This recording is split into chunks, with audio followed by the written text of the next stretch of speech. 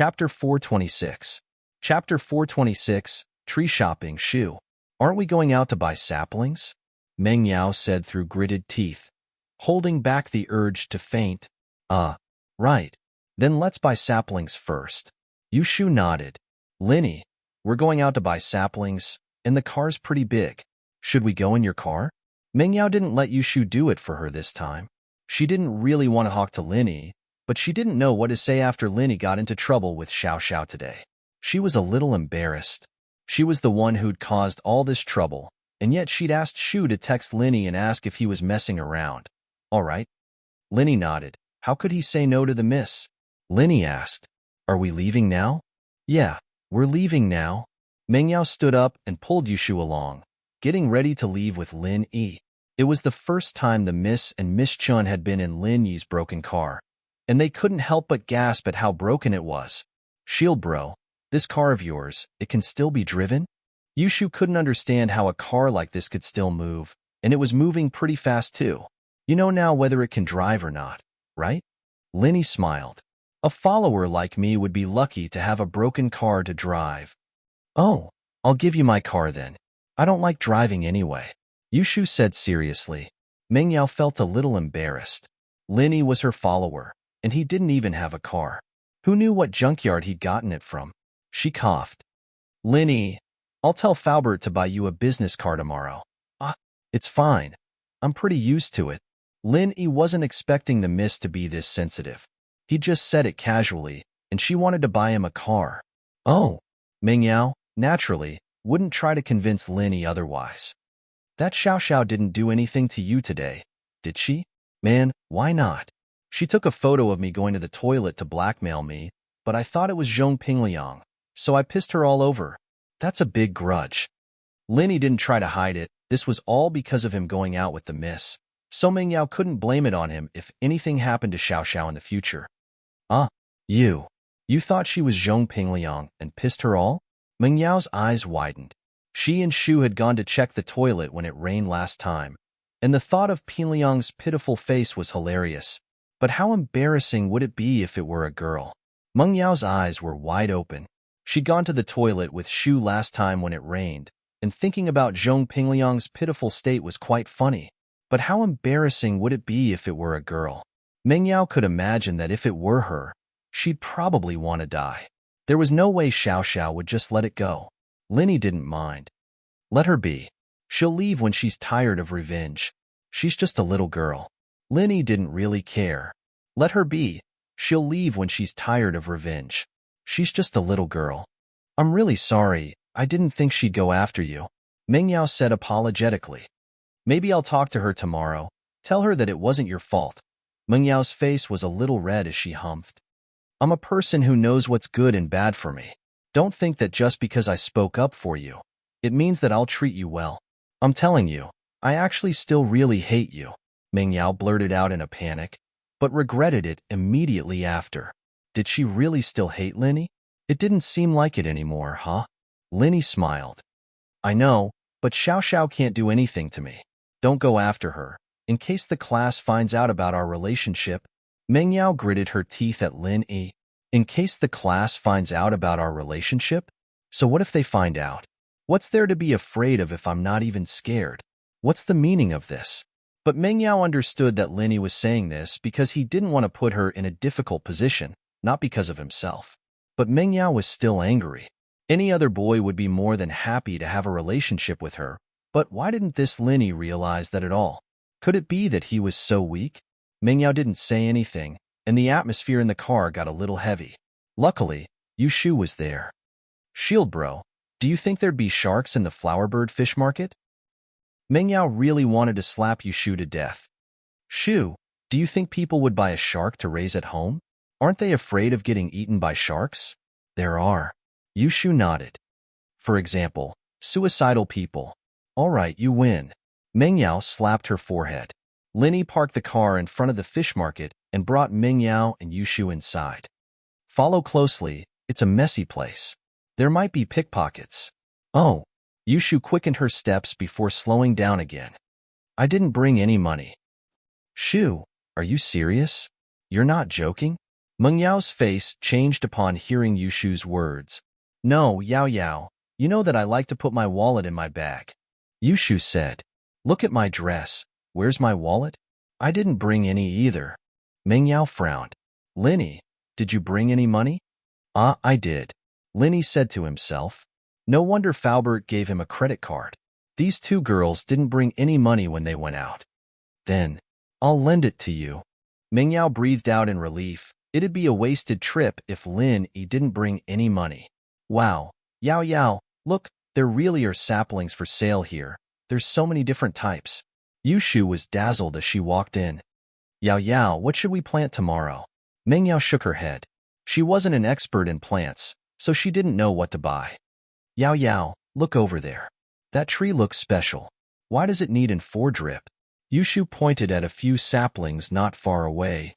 I don't know. Maybe it's sick. Meng Yao said. It's nutrient fluids. Some imported saplings need to be injected with nutrient fluids because of the difference in environment, or they won't survive. Linny explained with a smile. Some high-class parks have these kinds of trees. This one looks interesting. Yao Yao, maybe we should buy this? Yushu found the tree quite interesting. Chapter 427. Chapter 427. Phone robbery, you're right. I can't do it every day. Yushu said as she stuck her tongue out. Can't you stop doing stupid things like that? Meng Yao said helplessly. All right. Yao Yao, what kind of tree do you think we should buy? Yushu asked timidly as she shrunk her head back. Something a little prettier, something a little more normal? Meng Yao didn't understand stuff like that. How about a fruit tree? Why did you bump into me? A young man bumped into Meng Yao, causing her to stumble and almost fall to the ground. The young man quickly apologized. I'm sorry, I didn't do it on purpose. I was in a hurry to move the goods. Oh, it's nothing. Meng Yao frowned, deciding not to argue with the guy since he said it wasn't intentional. Wait, the guy was about to leave when Linny pulled him back. Wah, what are you doing? The guy's eyes flashed with wariness, and Meng Yao looked at Linny, not quite sure what was going on. She'd already let it go, so why was Linny holding a grudge now? Take out your phone, Linny said faintly. Phone? What phone? The guy was clearly panicking, but he started yelling all of a sudden. It's a robbery. Someone's trying to steal my phone. Someone come quickly. The guy's yelling attracted the attention of the people around them, and they all came over to watch the commotion. What's going on? A couple of security guards walked over to the guy. He's trying to rob me, and he asked for my phone. The guy said innocently. Yeah, I can prove it. This guy doesn't know what's right or wrong. He's asking for his phone. Someone in the crowd interrupted all of a sudden. Oh, if that's the case, follow me to the security room then. The leader of the security guards said as he looked at Lin Yi, his eyes lingering on Meng Yao and Yushu behind him, a perverted look in his eyes. Linny, what's going on? Meng Yao was getting a little pissed off. They were here to buy saplings. What was Linny doing? Stopping a stranger and asking for his phone? Your phone was stolen by him. Linny shrugged and looked at Mississippi. My phone? Meng Yao's face changed as she touched her pocket. The phone that was originally in his pocket had disappeared. You mean, he stole my phone? Yes, why else would I stop him? Linny nodded. Hey, don't King slander me. Who took your phone? The young man puffed out his chest and shouted confidently. If you say that I took your phone, then why don't you take a look? You turned off your phone long ago. Linny glanced at him and said faintly. Lin Yi clearly saw through his little cleverness. All right, that's enough.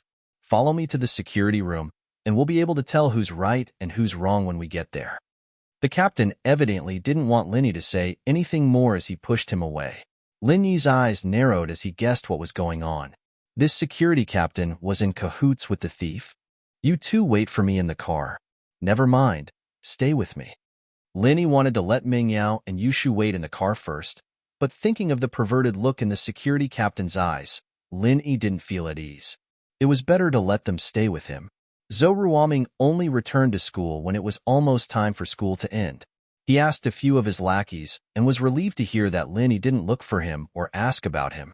It seemed like Lin Yi couldn't be bothered with him anymore. At first, Zhou Ruoming thought that Linny didn't kill him because he didn't want to fall out with him, but today, he truly understood that Linny didn't care about him at all. If he wanted to kill him, he would have done it a long time ago, just like Uncle Yin today. So what if he was a golden class master? Didn't he still get stepped on by Linny? As long as he understood this, Zhou Ruoming wasn't afraid anymore. As long as he didn't offend Linny in the future, there shouldn't be a problem. Ming bro, are we going to join the tree planting tomorrow? It was Zhou Ruoming's #1 lackey, Yun Lingxi. Of course, of course. Zhou Ruoming was very proud when he heard about tree planting. Look at the forest behind the school. There were at least 3 or 4 trees planted by Zhou Ruoming. 1 tree a year. He'd been in high school for 3 or 4 years now. Everyone else only had 1 tree, but Zhou Ruoming had several. Who could compete with him? Who could compete with him? Every time he planted a tree, Zhou Ruoming would be especially proud. As they spoke, Zhou Ruoming's phone rang again. It was his father, Zhou Tiandi. Tiandi was getting more and more scared the more he thought about it. He discussed it with Zhou Ruoguang and comforted himself for a while, but the more he thought about it, the more he felt uneasy. And so, he decided to ask his youngest son, Zhou Ruoming, about what happened back then. He wanted to know what Linny meant. It was easy to invite a god in, but hard to send him away. Offending a god like Lin Yi wasn't going to end well. Where are you right now? Tiandi asked. Dad, I'm at school. School just ended. What's up? Zhou Ruoming asked. Come to my company. I have something to ask you. I'll pick you up at school right now. Tiandi said. He didn't send a car to pick Zhou Ruoming up every day in order to make him study hard. He didn't think that this would give Zhou Ruoming even more freedom. No one would see him do bad things, and that made him even more reckless. I'm going to the flowerbird fish market at home. Our school is starting to plant trees again tomorrow. I'll go look for a sapling. Zhou Ruoming said. Then wait for me at school. I'll be right there. Tiandi said. About 10 minutes later, Tiandi drove the BMW that Linny had destroyed to the school. The appearance of the car annoyed Tiandi, but pissing off Lin Yi made him even more annoyed. Zhou Ruoming got in the car, and Tiandi asked impatiently, You know Lin Yi? Of course I do. He slapped me a couple of times at school. He's my biggest enemy. Zhou Ruoming nodded. I had my eyes on his girl, but who knew he was that strong? Tiandi almost rolled his eyes at that. His whole family was Lin Yi's enemy, wasn't it? Tiandi felt the urge to cry. Chapter 428. Chapter 428, Catching a Couple of Thieves. It was also because of this that Tiandi had developed a temper.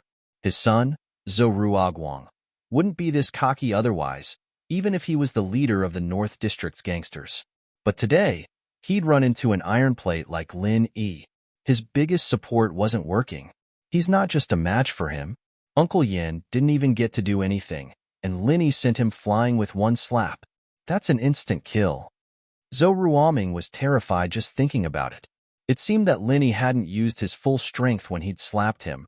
Otherwise, Uncle Yin would have been sent flying, and his own head would have been gone as well. Instant kill. Tiandi's lips twitched. He thought that Uncle Yin had been defeated after he fought Linny, but now it seemed that Linny was far stronger than Faubert. Ruoming, do you think we should buy some gifts and go visit Linny and apologize? Tiandi asked after some thought. That? I don't know, but I don't think that's possible right now. Zhou Ruoming shook his head. Lin Yi's pissed right now. Wouldn't it be suicide if we went? We'll go apologize after things calm down a bit. That should be fine, right? That's true. Tiandi nodded. I'll see if I can use my connections to visit Uncle Yin and get a feel for Lin Yi's true strength.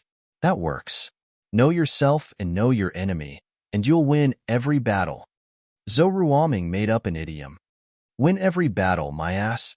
Even if you know how strong he is, we won't be able to win. Unless we know someone stronger. Tiandi cursed. Just us?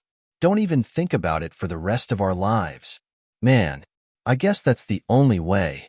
Aside from the fear, Zhou Ruoming wasn't willing to give up. Being bullied and having to endure it made him very uncomfortable. Tiandi parked the car in front of the market and got out with Zhou Ruoming. This market was opened by Zhou Tiandi, and with Zhou Ruoguang's men watching over the place, there wouldn't be any problems. The yearly rent alone was tens of millions, and it was a profitable business. Motherf asterisk Kerr, who parked their broken car in my exclusive parking space. Tiandi cursed with a frown. There weren't any signs of parking spaces in front of the entrance, but they'd still take up space when there were a lot of cars. However, there weren't many cars today, and this spot was occupied. Naturally, Tiandi wasn't happy about it. This was his exclusive parking spot every time he came here. It's just a broken piece of bread. Get someone to ask which business owner used this cart to transport goods. It needs to be cleaned up, right? Tell Ruoguang to find them some money tomorrow. Tiandi was pissed, so he vented his anger elsewhere. Zhou Ruoming got off the car and looked in the direction of his father's scolding. He almost stumbled and fell to the ground. He recognized that Mini. Wasn't that Lin Yi's car? Dad, stop, please stop, look at the license plate. Zhou Ruoming quickly stopped his father from cursing, afraid that Lin Yi would hear him. What's wrong with the license plate? What's so nice about a license plate? Tiandi didn't think much of it as he walked into the market with his big belly. It's Lin Yi's car. Zhou Ruoming said. Lin Yi's here at the market? What? Tiandi jumped in fright upon hearing that it was Lin Yi's car. Thank goodness he hadn't asked the security guards to tow the car away. Otherwise, the consequences would have been unimaginable. Tiandi broke out in a cold sweat as he turned to leave. Ruoming, let's go. Let's not stay here. Zhou Ruoming hesitated. He hadn't gotten his sapling yet, and it wasn't a coincidence that he'd run into Lin Yi, was it? Let's go to the office and come out after Lin Yi leaves. That works too. Tiandi nodded and walked into the market with Zhou Ruoming. The security guard at the entrance saw Tiandi and called out loudly.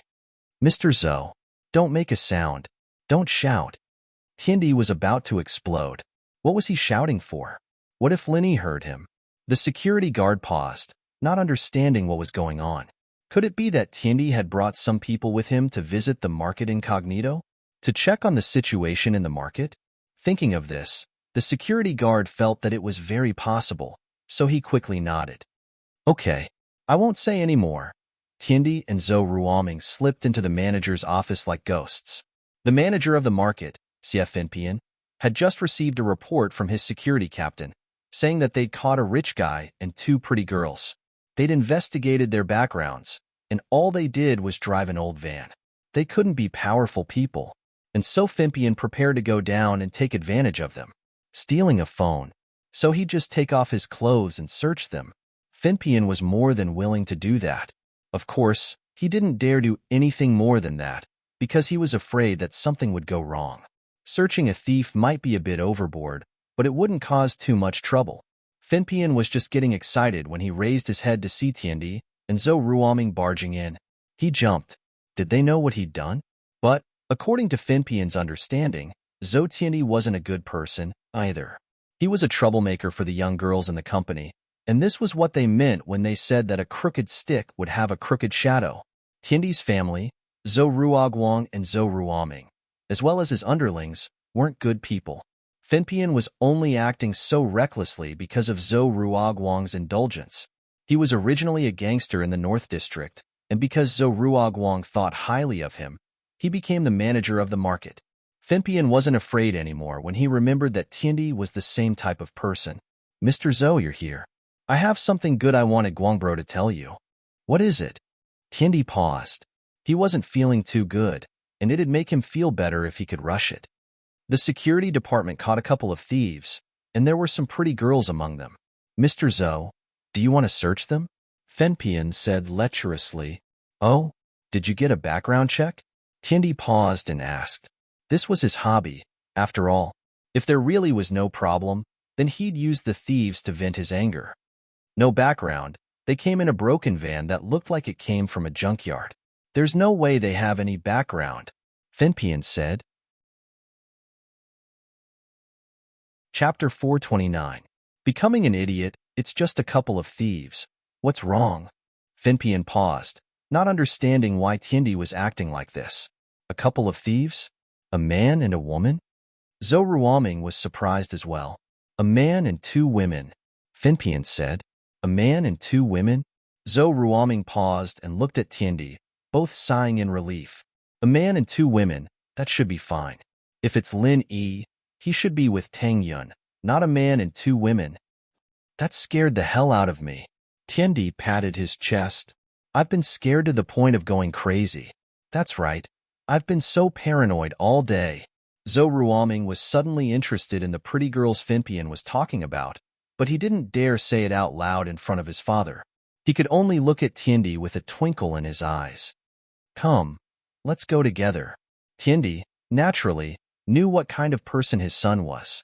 He was as lecherous as he was, and so Tiandi decided to go together with his son.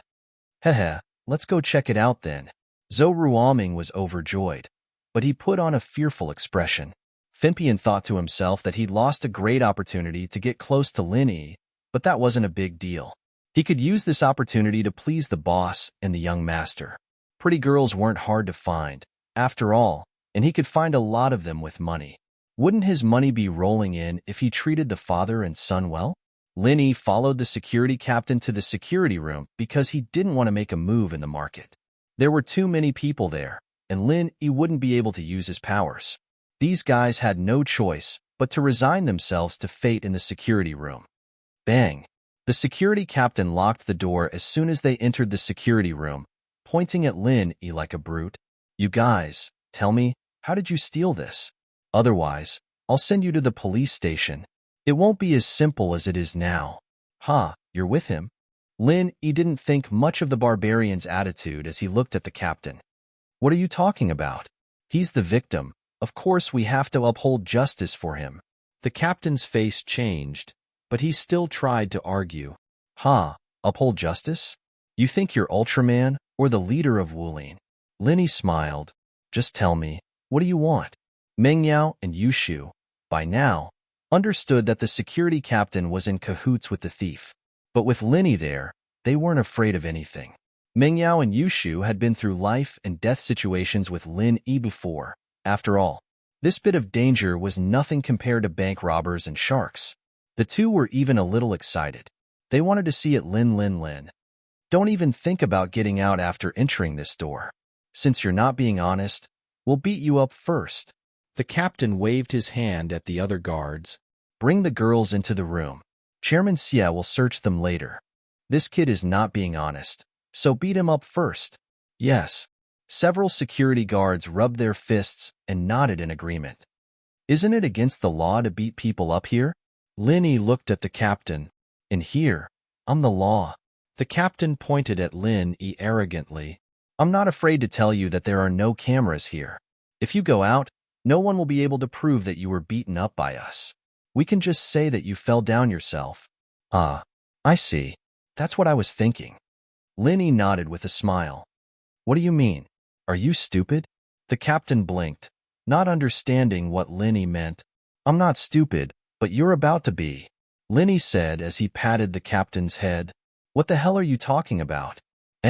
Hee. Ha. Hoo. The captain's eyes went blank all of a sudden as saliva dripped down from the corner of his mouth. He started laughing hysterically as he tried to catch the thief. Catch the thief. Catch the thief. Catch the thief. Catch the thief. Shield bro, is he really stupid? Yushu cried out excitedly at the sight of the security captain turning into an idiot. This is fun. This is so fun. Shield bro, turn this guy into an idiot too. With that, Yushu pointed at the thief. Don't. The thief had seen Lin Yi's magic before, and he was scared out of his wits. He had never seen someone turn a person into an idiot with just 2 pats. He was a monster from the legends. This kid knows sorcery. Catch him. The other guards were scared as well. Who had ever seen someone turn a person into an idiot with just a few moves? But, while there were people shouting for Lin Yi, no one dared to step forward. They were all afraid of becoming Lin Yi's next target. Not only did no one step forward, but they were also backing away. Plop. The thief dropped to his knees when he saw Lin Yi walking over. Bro, master, ancestor. I'm sorry, I shouldn't have stolen the phone. I'll return it to you now. With that, the thief took out Meng Yao's phone and placed it on the ground, crying with snot and tears all over his face. I'm just a small fry up front. Guangbro told us to cooperate and steal things, to cheat the customers. Lin Yi picked up the phone and handed it back to Meng Yao before the tears and snot dripped down. He then looked at the thief. Guang bro? What Guang bro? What does Guang bro do? Brother Guang is Zhou Ruoguang, the boss of the North District. This flower, bird, and fish market is also owned by his family. The thief said whatever was on his mind. He was afraid of becoming an idiot, so he naturally did not dare to hide anything. Oh, Zhou Ruoguang? Linny blinked, not expecting it to be Zhou Ruoguang again. Now he was at loggerheads with his family. Call him. Tell him to come here in 10 minutes, or I'll tear this place down. Aye. All right, I'll make the call now. The thief was a little afraid of Zhou Ruoguang, but he was more afraid of Linny right now. Zhou Ruoguang could only beat him half to death, but Linny could make him wish he was dead.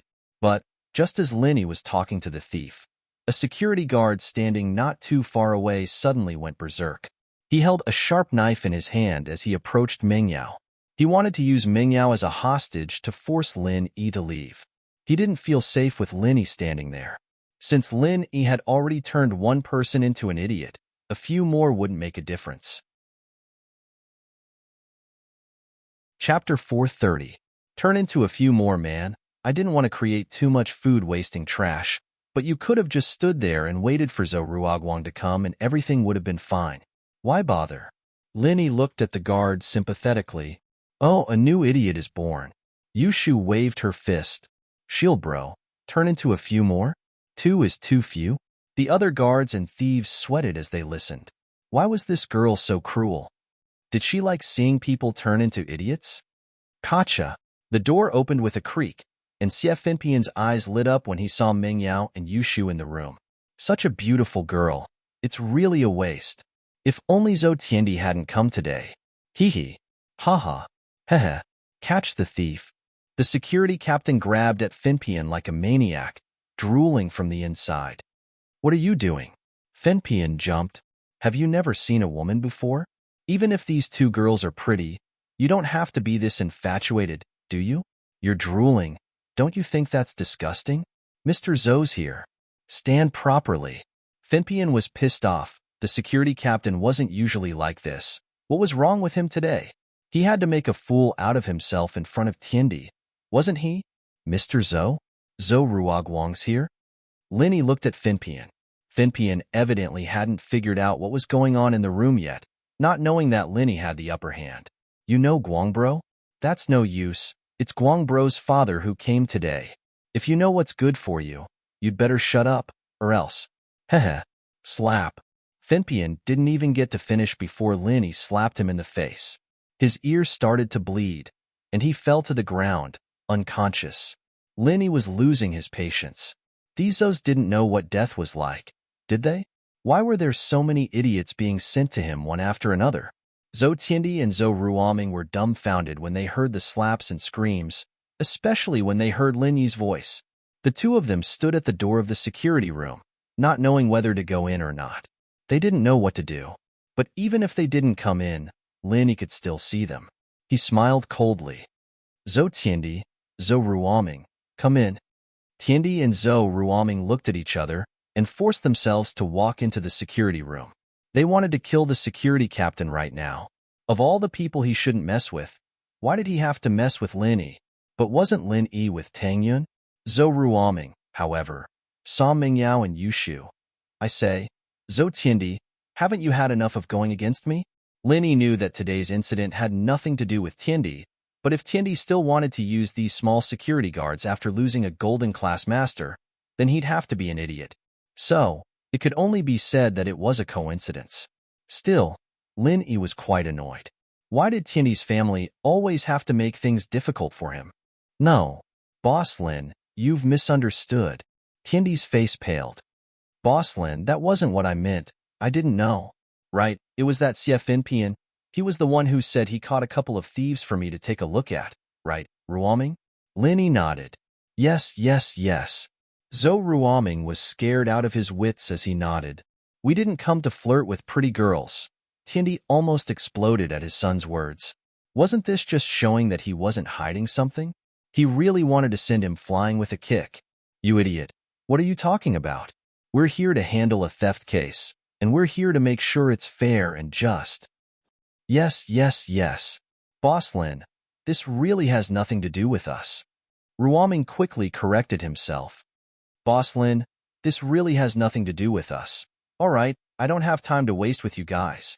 Load the 3 saplings, and you 2 can leave. But don't mess with me next time, or I'll burn your house down. Lin Yi waved his hand impatiently. That's it for today.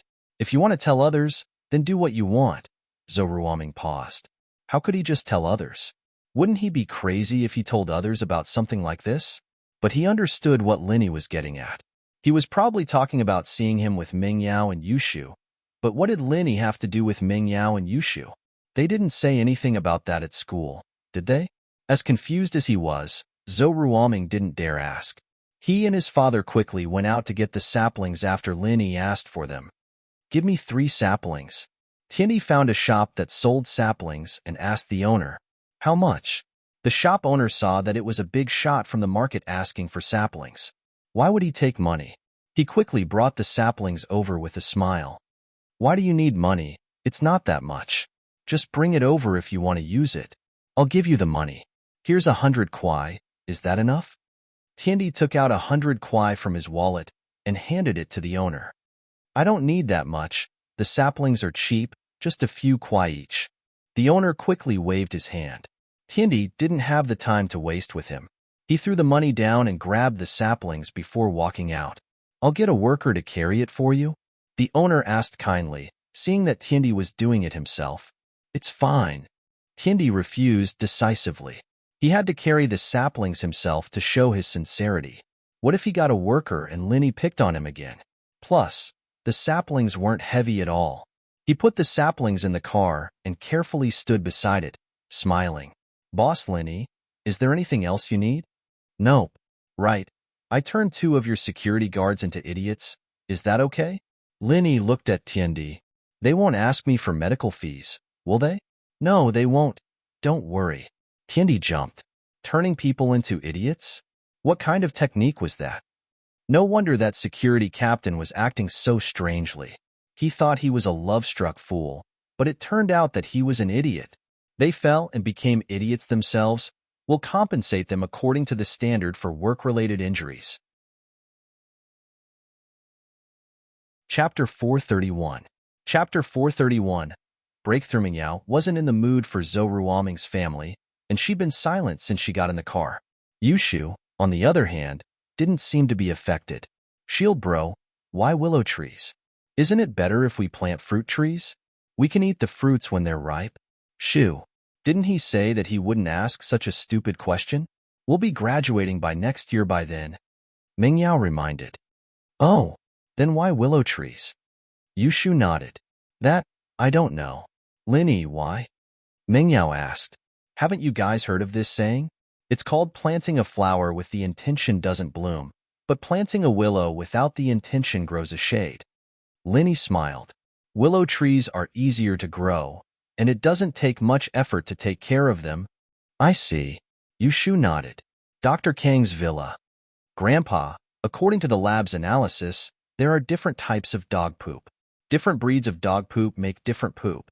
So I suspect that not every type of dog poop can be used as a pill of life extension and toxin cleansing. Zhao Long said. Oh, that's a big discovery, Dr. Kong said, taking Zhao Long's words very seriously.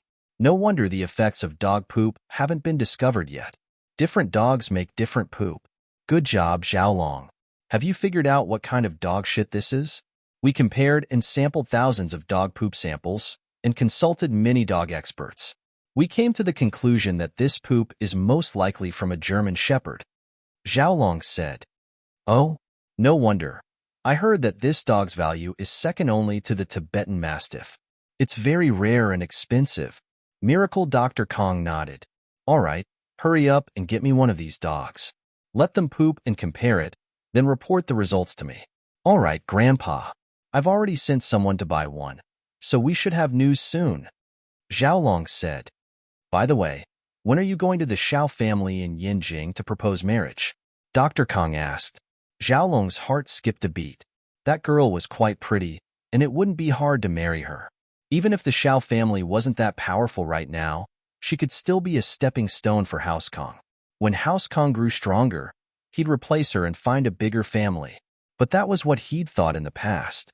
Xiaolong, who was about to figure out the recipe for the pill of life extension and toxin cleansing, was full of confidence. He didn't really think much of Xinyan. Grandpa, I think the most important thing right now is to figure out what kind of dog poop the pill of life extension and toxin cleansing is made from. That's the most important thing for our family right now. As for the marriage, I think we can postpone it for a while. If we really manage to figure out the pill of life extension and toxin cleansing, our house king's position will skyrocket, and we might not have to marry into the Xiao family anymore. Xiaolong said, "You're right, I didn't think it through before." Dr. Kong nodded in agreement after hearing Xiaolong's analysis. "I've always thought of our family as a weak family, but if we have the pill of life extension and toxin cleansing, things will be different. Golden creation is just a medicine for injuries. It can heal wounds, but it's only popular among women. It's a luxury item for the upper class. But the pill of life extension and toxin cleansing is different. It can save lives. Yeah, once we succeed, we won't be a small family anymore. All the other families will be begging us," Dr. Kong said. "But if we can figure out the recipe, others can too, right?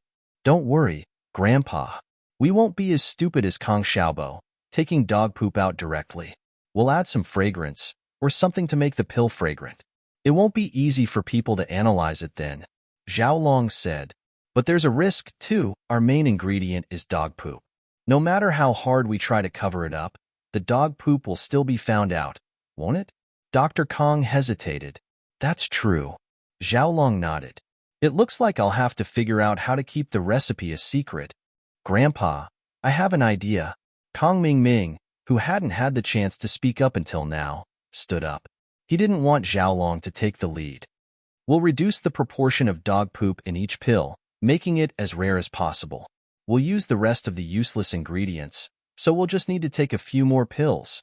It had to be said that Kong Mingming's plan was worth 3.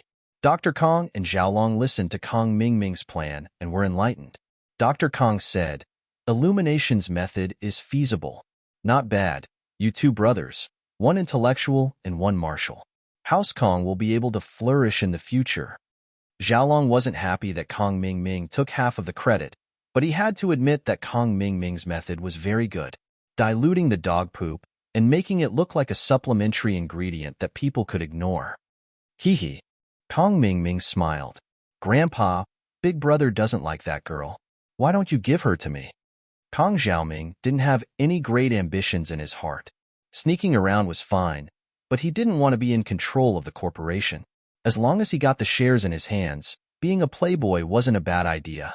So when he saw that Xiaolong wasn't interested in Wang Xinyan, he wanted to take her for himself. "You brat, what are you thinking? She's your sister-in-law." Dr. Kong glared at his grandson helplessly. Hee hee, I was just saying." Kong Mingming felt that it wasn't appropriate and quickly changed his words. Fatty Lai finally got Lin Yi's number from Shuamin with tears and snot on his face. He'd asked for Lu Tiany's number before, but Lu Tiany wouldn't give him Lin Yi's number no matter what. In the end, Fatty Lai panicked and wanted to be irreconcilable enemies. Lu Tiany had no choice but to give him some advice. "Brother Lai, it's not that I'm trying to make things difficult for you, but I really don't dare to. I'm begging Miracle Dr. Lin. How could I just give his information to someone else? How about this? Professor Guan and Miracle Dr. Lin are very close. Go beg him. He'll definitely have a way." I begged him back then. And so, Fatty Lai ran to Shuamin's house as if he'd received an imperial edict. Shuamin didn't tell him, so he knelt in front of Shuamin's house and started crying. Guan Xian came home from her night shift and was shocked to see a fatty crying in front of her house. "You? Who are you? What do you want?" "You are? Are you Guan Shuamin's family?" Fatty Lai raised his head and asked as soon as he heard someone talking to him. Chapter 432. Little Bodyguard? "Ah, you're Professor Guan's granddaughter? That's great. Do you know Miracle Dr. Lin Yi's number? I'm looking for him." Fatty Lai started sobbing again. "My dad has uremia and he's dying. Miracle Dr. Lin can cure him, but Professor Guan won't tell us his number." Lin Yi was stunned. "You're looking for Lin Yi?" Guan Xian paused and looked at the pitiful Fatty Lai. Why don't I tell you? If he blames you, just tell him I gave it to him. Guan Xian was a kind-hearted person. She couldn't bear to see the fatty crying in front of her door, so she gave him Lin Yi's number. Thank you, Miss Guan. You're such a kind-hearted person. You must be Miracle Dr. Lin's girlfriend, right? Fatty Lai may be a crybaby, but he was a veteran in the business world. His ability to read people's expressions was extraordinary. He saw Guan Xian's blush when she mentioned Lin Yi, and he knew that her relationship with Lin Yi wasn't simple. No wonder Xuemin and Lin Yi were so close. It was because of this. Fatty Lai had been wondering why Lin Yi started a medicine company with Xuemin. Did he trust Xuemin that much? Lin Yi's medical skills were much better than Xuemin's. So there was this layer of relationship between them. No, we're just good friends. Guan Xian was embarrassed by Fatty Lai's words, stuttering as she blushed. But she was happy inside. The fatty may be a crybaby, but his words were nice. Giving him her number wasn't a waste. Haha, then I won't bother Miss Guan anymore. I'll go make the call. Fatty Lai wanted to get closer to Lin Yi as soon as possible. Guan Xian was already embarrassed, but Fatty Lai's words made her breathe a sigh of relief as she ran into the villa. Lin Yi remembered that Tang Yun was supposed to participate in the tree planting tomorrow. He wondered if she had any saplings. He took out his phone and was about to make a call when it rang. He thought it was Tang Yun, but it was an unfamiliar number. Hello? Lin Yi answered the phone. Is that Miracle Dr. Lin? Fatty Lai asked in surprise. Miracle Dr. Lin? Who are you? Lin Yi was slightly startled. A few days ago, he was looking for Thief Lin, and today, he was looking for Miracle Dr. Lin. Miracle Dr. Lin? It really is you. I'm Lai Changyi. Fatty Lai quickly introduced himself. Lai Changyi? I don't know him. Lin Yi was about to hang up the phone. Sob. Miracle Dr. Lin. Don't you recognize me? Wah. Fatty Lai started crying again. I remember. As soon as Lin Yi heard the crying, he connected the dots. You are the crying fatty, right? Yes, it's me, Miracle Dr. Lin. You remember now? Fatty Lai was pleasantly surprised. I remember now. What's the matter? Lin Yi asked. It's like this. That pill of life extension and toxin cleansing is very effective. I'm here to pay for your medical fees. Should I transfer the money to you? Fatty Lai asked. Oh, that? No need. I told you it's for you. Lin Yi refused after hearing Fatty Lai's intentions. 100 million wasn't a small amount, and Lin Yi needed money, but that pill was covered in dog poop, and Kong Ming had thrown it away. Lin Yi couldn't just accept the money. How can I do that? You have to take the money, or my conscience will be hurt. Sob. Fatty Lai started crying again. Huh. Lin Yi was speechless. Isn't it good to save money for you? How about this? Miracle Dr. Lin, don't you want to open a medical company? How about I give you an office building? I'm building a new building, and I'm planning to move my company there, but I don't need a lot of space. A few floors are enough. I wanted to rent out the rest, but I'll give it to you. What do you think? Fatty Lai asked. If you really want to give it to me, then give it to me. Lin Yi didn't reject the offer. It saved him the trouble of looking for another place. Okay, write your name on the deed? Fatty Lai was overjoyed that Lin Yi didn't reject him anymore. Write Grandpa Guan. Lin Yi wanted to say Guan Xuemin's name, but Xuemin probably wouldn't agree. Write it under Guan Xian's name. Okay, I'll remember it. Fatty Lai nodded quickly. Lin Yi and Guan Xian really had a close relationship. It seemed like his guess was right. Is there anything else? Lin Yi was in a hurry to call Tang Yun. He wasn't in the mood to waste time with Fatty Lai. Yes, that pill of life extension and toxin cleansing. Can you sell me another one? Fatty Lai stated his intentions. Oh, your old man won't die for a while, Lin Yi said. When the medical company opens in a few days, I'll take some out for auction. You can buy it then. Okay, as long as it's for sale. Fatty Lai didn't lack money. He didn't care if it was an auction or not. Sob, I'm so happy. Lin Yi hung up and let out a sigh of relief. This guy was too much of a drag. He couldn't take it anymore. He shook his head and dialed Tang Yun's number. Hello? Lin Yi? What's up? Tang Yun had just returned home from the hospital when she received Lin Yi's call. We're planting trees at school tomorrow. Do you have a tree? Lin Yi asked. Yeah. Do you want one? I have a lot in my yard. Tang Yun said. Just a couple of saplings will do. Ugh. Lin Yi slapped his forehead, remembering that Tang Yun lived in a house in the slums. There was a yard in front of their house, and there were a lot of wild saplings. No, I was thinking that if you don't have any, I can buy some for you. No need, huh? Tang Yun was very happy. Her heart was filled with sweetness at Lin Yi's concern. So, the feeling of being in love was a wonderful thing. She had always rejected it, but now that she really liked someone, she couldn't stop it. All right, see you tomorrow. They chatted for a while until Mrs. Tang called Tang Yun for dinner. Lin Yi hung up. In the floating cloud bar, Jiang Wen's face was dark as he sat beside Sihua. Sihua bro, you have to help me this time. Send some strong people to teach that Lin Yi a lesson. Tai Zhao and I are in big trouble this time. Sihua didn't say anything.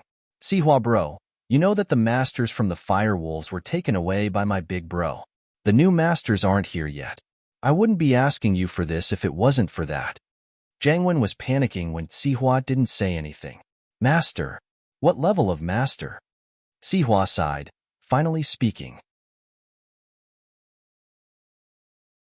Chapter 433. Chapter 433. Jiang Wen's visit, little bodyguard? Sihua smiled coldly. Golden class early phase. Is that so strong? Golden class early phase isn't strong? Normal people like us can never reach that height in our lifetimes. Not to mention golden class early phase. Even body refinement and chi refining late phase can't reach it. Jiang Wen evidently knew a lot about ancient martial arts and knew that there were two ways to reach golden class, chi refining and body refinement. Haha, that's true, but Lin Yi isn't a normal person. Sihua said faintly. Why would I keep him around if he was? Now that he had established a working relationship with Jiang Wen, the two sides were having a good time working together, and Sihua had gotten a huge amount of money from it. He didn't think that selling human organs would be this profitable. No wonder Housen, who wasn't that famous before, had become a new noble house all of a sudden. Sihua didn't want to have anything to do with Jiang Wen right now, and so he told the truth about Lin Yi. Not a normal person? What do you mean? Jiang Wen paused. Isn't he Meng Yao's bodyguard? Do you think anyone can be a bodyguard? Peng Zhan wouldn't have hired him to be Meng Yao's side if he wasn't capable at all. Sihua shook his head. Peng Zhan is a person like that. Even the shareholders of his company have masters protecting them, and that Faubert beside him must be at least golden class. Why would he put a piece of trash beside his beloved daughter? Sihua's analysis might sound convincing, but he'd underestimated Lin Yi before this. Many people were like that. They wouldn't be able to see the reality in front of them if they didn't experience it themselves. Jiang Wen's face changed. Lin Yi is a golden class as well? Imph. I'm a golden class early phase and a golden class late phase, and he killed them. Sihua roared. Do I hate him? Do I want him to die? Of course I hate him, of course I do. But I have no choice. I don't have the strength to fight him. What? What did you say? Sihua bro, are you saying that an early phase and a late phase golden class were killed by Lin Yi? Jiang Wen's eyes went wide as he stared at Sihua in horror. He felt as if his scalp was about to explode, a chill running down his spine. I'm not sure if he killed her, but it looks like a car accident. Sihua sighed, calming himself down. But I don't believe that two golden class masters would die in a car accident. Plus, I sent that early phase golden class master to test Lin Yi, and he didn't get any advantage. Jiang Wen was completely dumbfounded. He thought that Lin Yi was just a small fry who knew some kung fu, but it seemed like that wasn't the case at all. Not only was Lin Yi powerful, but he was also extremely powerful. So, if he's not a threat to you, just let him go for now. It's good for both of us. Sihua smiled bitterly. Sihua bro, have dominated Songshan for 5 years, and I can't do anything to a brat who just came here. Don't you think that's unfair? But I can tolerate this. Jiang Wen knew that Sihua wouldn't lie to him, and there was no reason for him to do so, especially since they were working together now. Sihua wouldn't want anything to happen to him and affect the cooperation. He's not a threat. Jiang Wen shook his head. He's just Meng Yao's bodyguard, not her boyfriend. According to my investigation, he has a girlfriend called Tang Yun, one of the school beauties of Songshan's first school.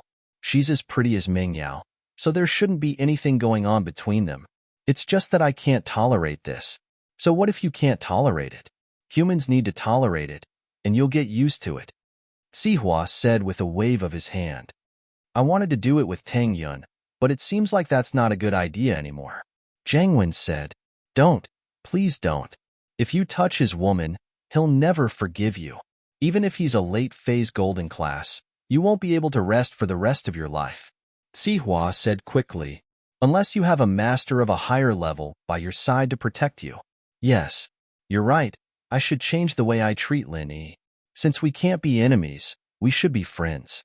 With him by Meng Yao's side, he'll be like a spy, and I'll be able to keep track of Meng Yao's movements. Jiang Wen thought it through quickly. That's the right way to think. Sihua raised his glass. Come, let's toast to our cooperation. Cheers. Jiang Wen was no longer depressed now that he'd found a temporary solution. Sihua bro, the number of people you've been capturing has clearly decreased a lot, not as much as the first 2 days. The firewolves aren't able to keep up with the demand. Masterin, you know that there's only so many beggars and vagrants in Songshan. We've caught most of them already, and the ones who got the news have run away. It's not easy for us to catch them. Sihua said. What about the disabled? There should be a lot of them, right? They're a weak group, and no one would care even if we captured them, right? Jiang Wen had never seen so much money before. The amount of money in his bank account skyrocketed, driving him crazy. It's not that easy to capture the disabled. Some of them are very rich, and they have powerful relatives at home. We can't just touch them like that, and we can only wait in the slums and the suburbs, capturing them the moment we see them. Sihua said, Don't worry, I know some underground bosses in other cities in the province. We can work with them. All right, I'll leave this to you. Sihua bro. Jiang Wen nodded. He knew that he'd be able to make more money if he went to the other cities to work with the underground bosses, but Jiang Wen wasn't familiar with the place and the people. Hao Sin's roots were in Songshan, and he'd be in trouble if he were to cross the border. Might as well let Sihua handle this. Yeah, don't worry, it's not a problem, Sihua said with a wave of his hand. What surprised Lin Yi was the fact that Jiang Wen still had the face to come visit him again. Lin Yi thought that he'd heard wrong when Yushu called out to him from the door. Shield bro, Jiang Wen's here again. He's here to ask you out for dinner. Yushu called out from Lin Yi's room. Chapter 434. Chapter 434. Little Meng Yao, on the other hand, sat on the side, her face cold as she chatted with Jiang Wen. Lin Yi, he's here for you. Come talk to him. Meng Yao breathed out in relief when she saw Lin Yi. She got up and walked upstairs. Jiang Wen smiled bitterly.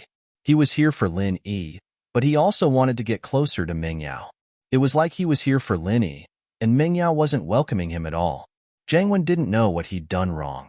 His relationship with Meng Yao was getting worse and worse. Bro Lin, come sit.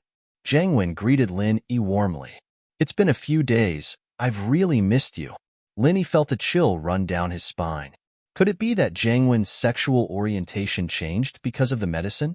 He walked over and sat on the sofa 1 meter away from Jiang Wen. Masterin, what's up? Did that doll feel good? Jiang Wen's face changed. He didn't think that Lin Yi was ready to go all out with him today. But Jiang Wen wasn't planning on going all out with Lin Yi today. He was here to show his friendliness to Lin Yi. And so, Jiang Wen suppressed his anger. Haha, lil bro Lin Yi, you're joking. I was just joking last time. That blow-up doll wasn't too bad. No different from a real person. Bro Lin, do you want to try? I'll pass. You play with it yourself. Lin Yi shook his head, wondering what kind of tricks the kid was up to this time. Lin Yi didn't believe that Jiang Wen didn't care about what happened before it all.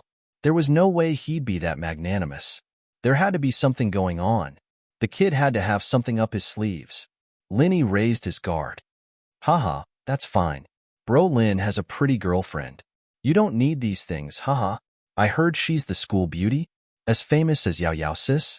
Jiang Wen smiled. What do you want to do? Lin Yi's face darkened and his attitude became cold. This guy wanted to make a move on Tang Yun?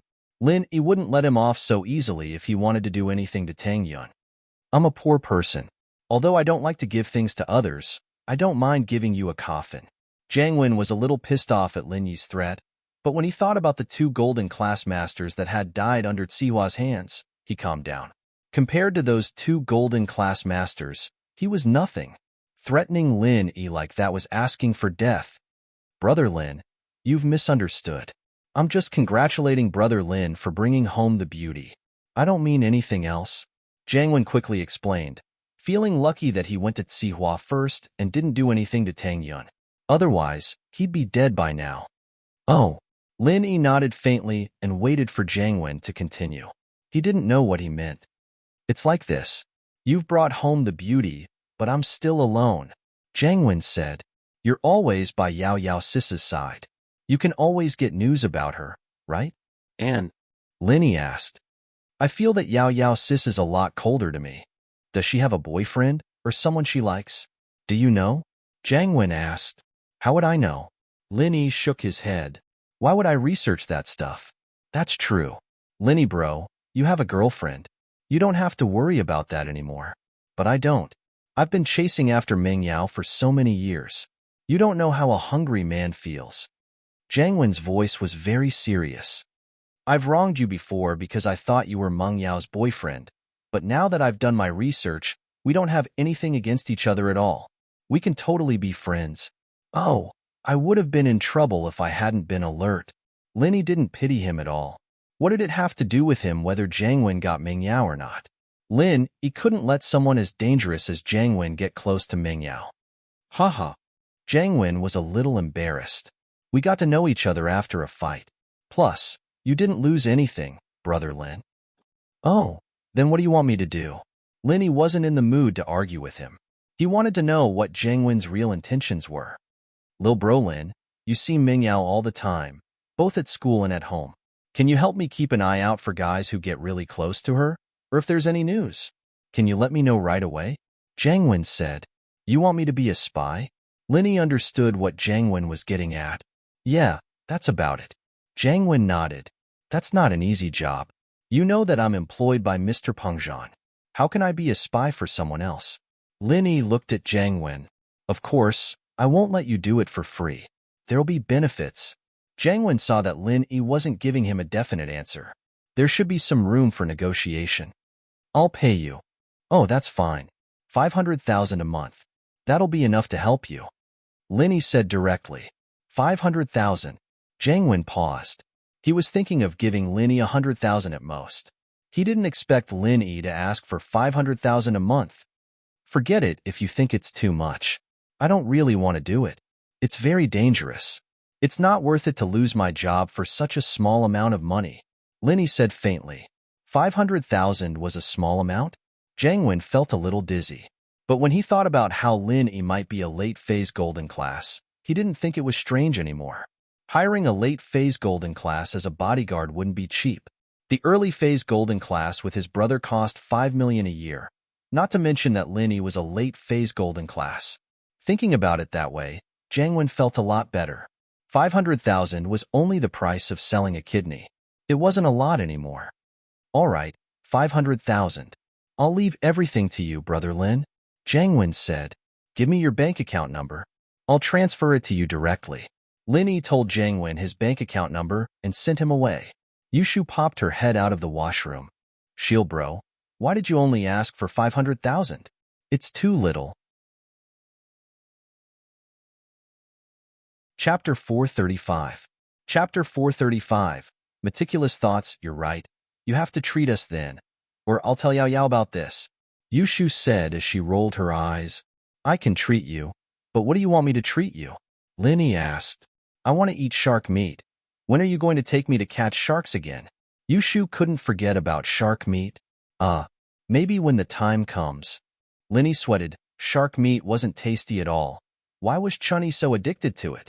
The next day, the entire graduating class was suspended for a day, and the tree planting activity began.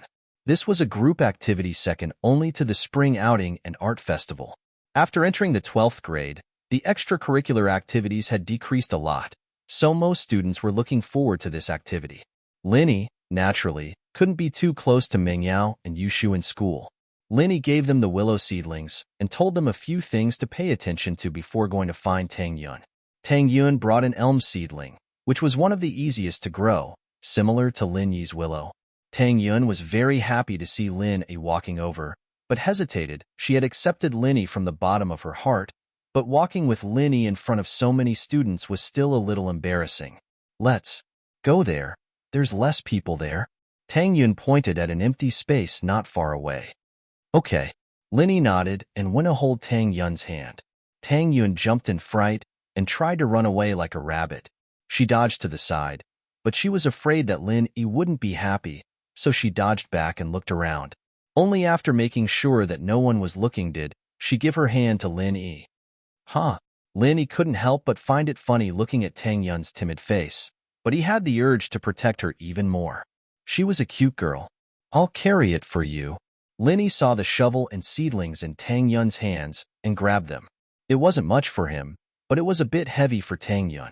They found a place with fewer people and Lin Yi placed the seedlings on the ground, preparing to dig a hole. This seems to be Zhou Ruoming's turf.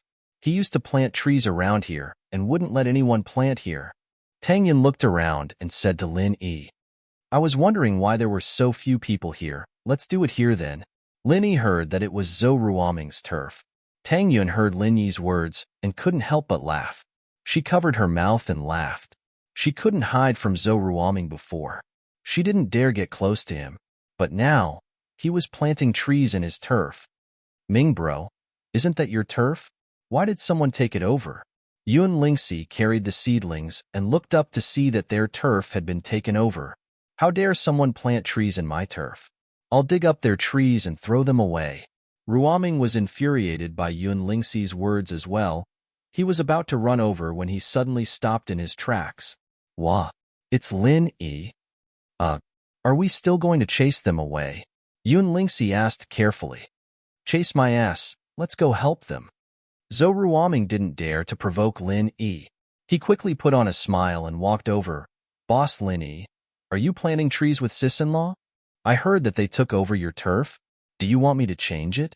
Lin Yi looked at Zhou Ruoming and asked faintly, Boss Lin Yi, look at what you're saying. This is the school's land. How can it be mine? I planted a few trees nearby, but they're not mine.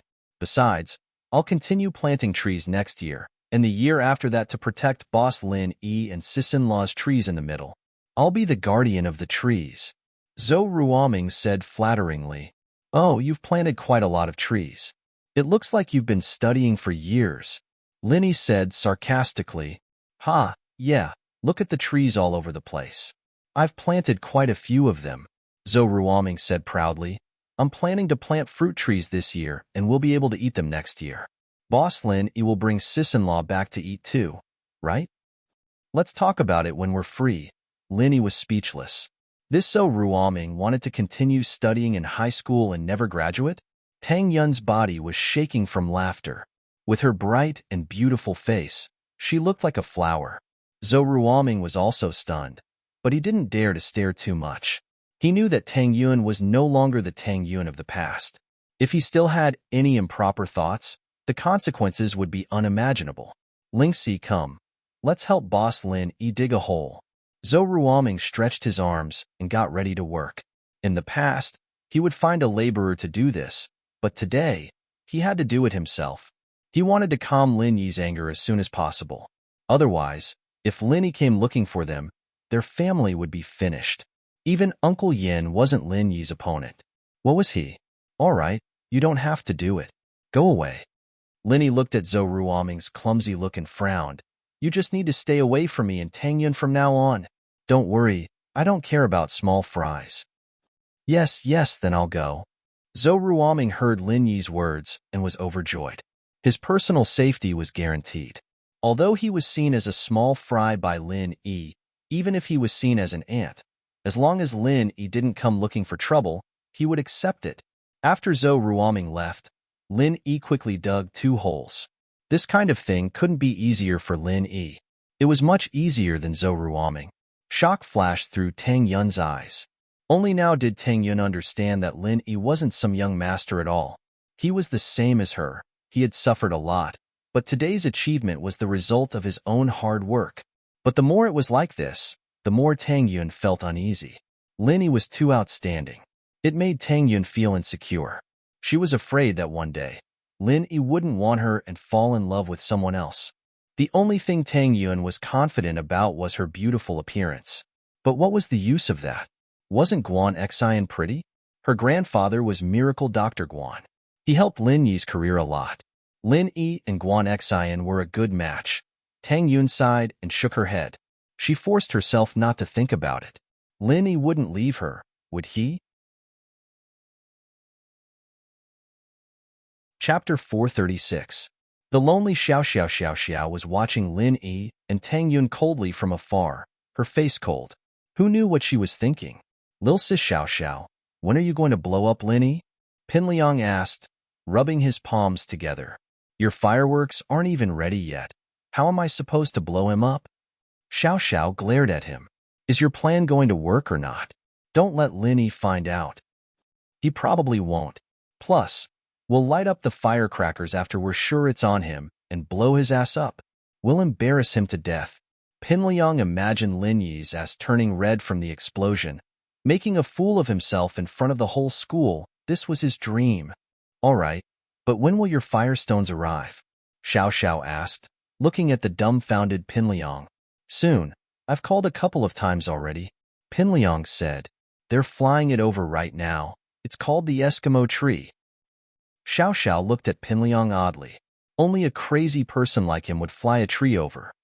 You play then. I'll be going back. Xiao turned and walked back to the school building. One had to admit, Xiao was the weakest of the big four, and yet she could order the second and third of the big four around. How cool was that? Xiao, on the other hand, was lonely. She didn't have a single true friend. She looked at the stupid Yushu next to Meng Yao, and the Kong Xiaobo next to Lin Yi. Xiao was a little envious. They all had friends, but she didn't. Friends? I don't need them, Xiao said in her heart. I don't need friends, and I don't need friendship. I'll just be happy by myself, and I don't need to be separated by death. Liang bro, why do I feel like Xiao's in a bad mood? Xiaofu asked curiously as he looked at Xiao's lonely figure. She was peed all over by Lin Yi. If it were you, would you be in a good mood? Pin Liang curled his lips disapprovingly. Let's focus on the Firestone plan. Do you really think Meng Yao's going to like it? I think so. Xiaofu thought about it. Liang bro, why don't you write some love notes for Meng Yao? Fold them into the shape of a heart and put them on the tree? I'm sure Meng Yao will be very happy when she sees it. That makes sense. Then find some paper and help me write. Pin Liang thought it was a good idea and nodded. He didn't have anything to do anyway, so he might as well write some notes. I'm afraid the two of us won't be enough. We need to find some help, Gao Xiaofu said. But as long as we give them some money, there should be a lot of people who will help. All right, I'll leave it to you then. Pin Liang took out 1,000 kuai and gave it to Xiaofu. You take care of this first. I'll go build some momentum. With that, Pin Liang went to find Meng Yao. He needed to tell her about the news beforehand, so she could come out to see him confess his love. Shu, why aren't you digging anymore? Meng Yao asked curiously as she looked at Yushu, who was rubbing her hands on the ground. Oh, I'm tired. Yushu had tossed the shovel to the side. She thought that planting trees was new and interesting, but after digging for a while, she felt tired and decided to give up. She'd wait for Meng Yao to finish digging and plant the 2 trees in the same hole. Yao, let's plant the 2 trees together later. What do you think? It's not much, but you sure know how to slack off. Stand up and dig with me. Meng Yao rolled her eyes angrily. Yushu was treating her like a coolie. But Yao, I'm tired. You're the big sister. You're older than me. You have to let me. Yushu didn't want to get up. This Lin Yi, he's not helping. He only knows how to hit on girls. Meng Yao couldn't do anything to Yushu, so all she could do was grit her teeth and dig with the shovel. She was sweating profusely as she cursed Lin Yi. This bastard. I'm going to cut his salary.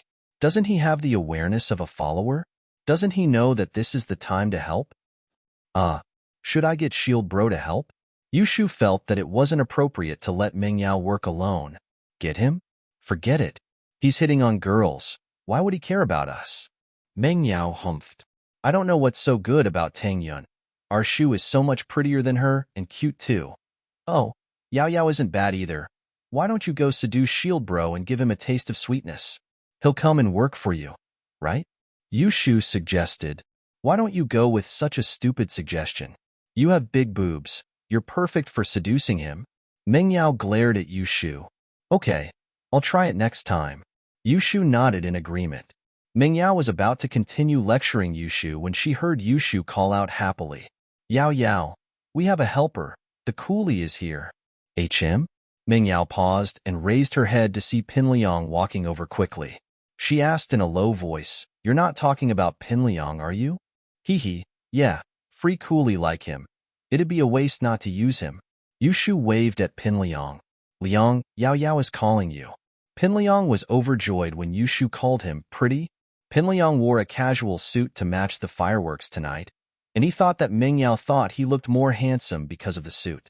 He ran over happily. Yao Yao, Shu, what can I do for you? Yao Yao, aren't you tired? You go rest on the bench over there. I'll dig. Yushu said as she grabbed the shovel from Mengyao's hands and gave her a look. Mingyao found it funny, but she couldn't do anything about it. Yushu was more brainless than anyone else when she was with her, but she was so smart in front of others. She didn't know if it was an act or something. Yushu was most likely trying to send her away so that Pinliang could dig a hole for her. She knew that she wouldn't be able to help Pinliang dig a hole if she was there, but now that she was gone, Yushu could use her name to get Pinliang to do it. I'll go rest then. Mingyao didn't want Pinliang's help, but digging a hole was really tiring. She really wanted to rest. Chapter 437. Hiring coolies. Pinliang wanted to talk to Yushu about the fireworks tonight without Mingyao, but it wasn't a good idea to do it in front of Mingyao. If Mingyao didn't give him face and rejected him outright, Pinliang would be in a very bad spot. He wouldn't even have a chance to turn things around then. As a result, Pinliang planned to talk to Yushu first. As long as Yushu was willing to help, he'd be able to trick Mingyao into coming out. He was sure that Mingyao would definitely come out to see his fireworks show, and maybe she'd even fall in love with him. Yao Yao, go get some rest. Shu's right, you need some rest, Pinliang said, following Yushu's lead. Mingyao was more than happy that Pinliang wouldn't bother her anymore. Since he'd asked her to leave, Mingyao naturally wouldn't reject him. Yushu blinked at Pinliang after Mingyao left. Liangyi, what do you need from me? Just say it. Ugh, how did you know? Pinliang blinked. This Yushu really knew how to predict things. When have you ever come to me without asking for my help? Yushu grinned as she handed the shovel to Pinliang. Dig a hole for me first, then tell me what's going on. Okay. Pinliang quickly took the shovel and started digging, looking at Yushu gratefully. She'd always been a troublemaker when he asked for her help before, but she was being nice today. Mingyao would have fainted if she'd known about this. Yushu hadn't even promised Pinliang anything yet, and all she did was treat him nicely. Pinliang was probably the only idiot in this world who'd fall for something like that. I'm thirsty. Get your lackey to get me some cold drinks, Yushu said as she sat down on a pile of dirt, hugging her legs. Okay. Pinliang called out to Xiaofu, who wasn't far away. Xiaofu, go get some drinks, make it cold. Come back quick. Xiaofu left to get the drinks, and Pinliang finally spoke up. Shu, I really do have something I need to get rid of you for. Oh, say it. What's the matter? I'll see if it's okay. Yushu nodded carelessly, a little unhappy that Pinliang had stopped digging. I'll do it myself if you don't want to. You don't need to say anything. Let me finish first. I'll dig. How can I let you dig? Pinliang jumped and started digging again. I'll tell you as I dig. Here's the thing. There's a tree called the Eskimo tree, and it's said to be a symbol of love. Legend has it that if you confess your love to a girl under this tree, she'll fall in love. You're not going to tell me that you brought an Eskimo tree here, are you? Chun Yushu asked. How could there be such an idiot in this world?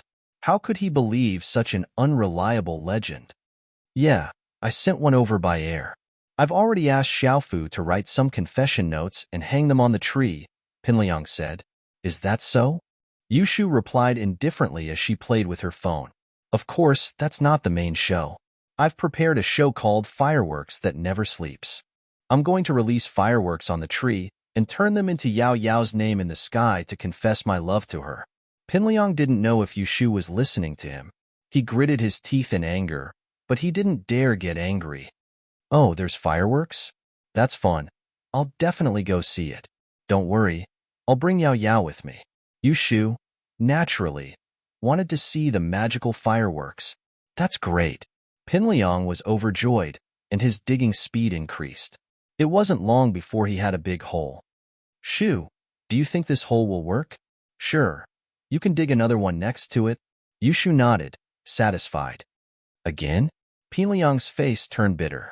One was already tiring enough, and he still had to dig another one? This one's mine. You can dig another one for Yao Yao, but it's fine if you don't want to. I'll call Yao Yao over and tell her that you don't want to help her. Yushu stood up and went to call Meng Yao. Don't. Pinliang almost cried. He had worked so hard for so long just to dig for Meng Yao. If Yushu yelled at him like that, all his effort would go to waste. Who knew? Yushu might do something bad to him and ruin the night. With that thought, Pinliang gritted his teeth. I'll keep digging. How can I let you and Yao Yao do it? Leave these things to us men. Then you can continue. Yao Yao said that she likes stronger guys, Yushu said as she sat down. I'm strong. Look at me. I'm not tired at all. I'm only using 30% of my strength. I can still speed up, Pinliang said quickly.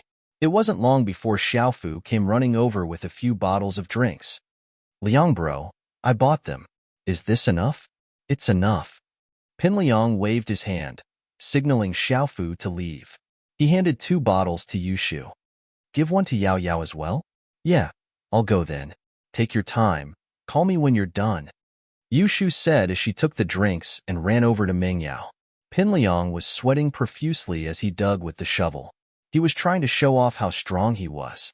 He was tired, but he was gritting his teeth with a smile on his face. Yao Yao, here's a bottle. Yushu handed one to Meng Yao. I'm not drinking. You drink it yourself. Meng Yao shook her head. She was usually careful not to leave any openings for Pinliang, especially when it came to things like this. Then I'll drink it myself. Yushu didn't care. She was already used to blackmailing Pinliang. You tricked him into digging? Meng Yao frowned as she watched Pinliang work hard. No, I just said that Yao Yao likes strong guys, and he wanted to show off. Yushu said with a smile. Since when do I like strong guys? Meng Yao blinked. She didn't expect Yushu to come up with an excuse like this to trick Pinliang. Isn't Shield Bro very strong? You don't like him? Yushu asked. Chapter 438. And 4 drip Pinliang was drenched in sweat after digging 2 holes, but he could almost see Meng Yao looking at him with a face full of admiration. Liang bro, you really are my Prince Charming. Pinliang wiped the sweat off his forehead, feeling energized from head to toe. He wasn't tired anymore. He was daydreaming when Yushu walked over with a grin on her face. Liang, Yao Yao's asking if you're tired. I'm not tired, it's only been a while. I'm not tired at all. It wouldn't be a problem for me to dig 8 to 10 of these holes in one go. Pinliang said. Oh, that's great. Yao Yao said that she likes strong and helpful guys the most, so go help others dig their holes. Yushu said. Pinliang almost fell headfirst into the hole at Yushu's words. He still had to help others dig? But he'd already said what he'd said. Wouldn't he be slapping his own face if he went back on his words now? Pinliang had no choice but to nod dejectedly. I'll go help others. Hee. We finally got rid of that idiot. Yao Yao, you can come over now, let's start planting trees. Yushu waved at Meng Yao. Shu, I really wonder why you're so dumb sometimes, but so smart at other times. Tell me, are you faking it? Meng Yao was quite speechless at her best friend. Oh no, I'm a kid when I'm with Yao Yao. Yushu pulled on Meng Yao's arm. I'm not dumb. All right, you're not dumb. I believe you. Meng Yao shook her head, deciding not to dwell on the problem. She picked up the sapling and started planting it. After a while, Mingyao and Yushu finished planting the saplings and were about to head back to the classroom to rest when a couple of workers came running over with a strangely shaped sapling in their hands. Pinliang was at the front, directing them. Pinliang was so tired that his limbs were numb, but he had to act like he was fine in front of Mingyao. "Be careful, guys. This is an imported sapling. Don't damage it." He waved his arms and legs around. "Be careful. This is an imported sapling. Don't break it. Yao Yao, look, someone's really doing that stupid thing you said." Yushu pointed at Pinliang's Eskimo tree excitedly. "Look, that tree's getting in 4 drip too." Mingyao was speechless. Was Pinliang really that dumb? He'd gotten a tree within 4 drip? The tree would probably die if he didn't do that. "Let's go back to class. Don't worry about him." All right. Yushu wanted to watch the show a little longer, but Pinliang still needed some time to prepare that firecracker silver flower. It wouldn't be too late to come out and watch when he was done. But Mingyao and Yushu were just about to leave when Pinliang couldn't take it anymore, falling head first onto the ground. He really couldn't take it anymore. His legs were weak from all the digging, and he hadn't eaten anything since it was almost noon. His stomach was rumbling with hunger, and there was no way he'd be able to take it anymore. "Yao Yao, Pinliang seems to have fainted," Yushu said, wanting to watch the show. "Who cares? Someone will take care of it." Mingyao didn't want to care about Pinliang's life. "Just one look.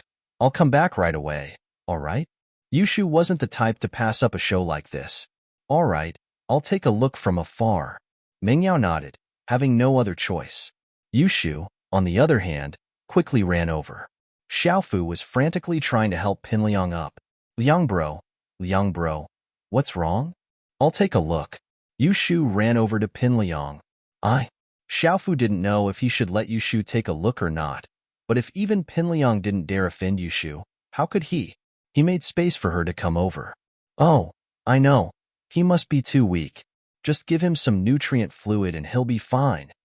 Yushu's eyes darted around as she pulled out the needle from the Eskimo tree beside Pinliang and stuck it into Pinliang's butt. The eyes of the bystanders wide. The nutrient fluid for plants could be used on a person?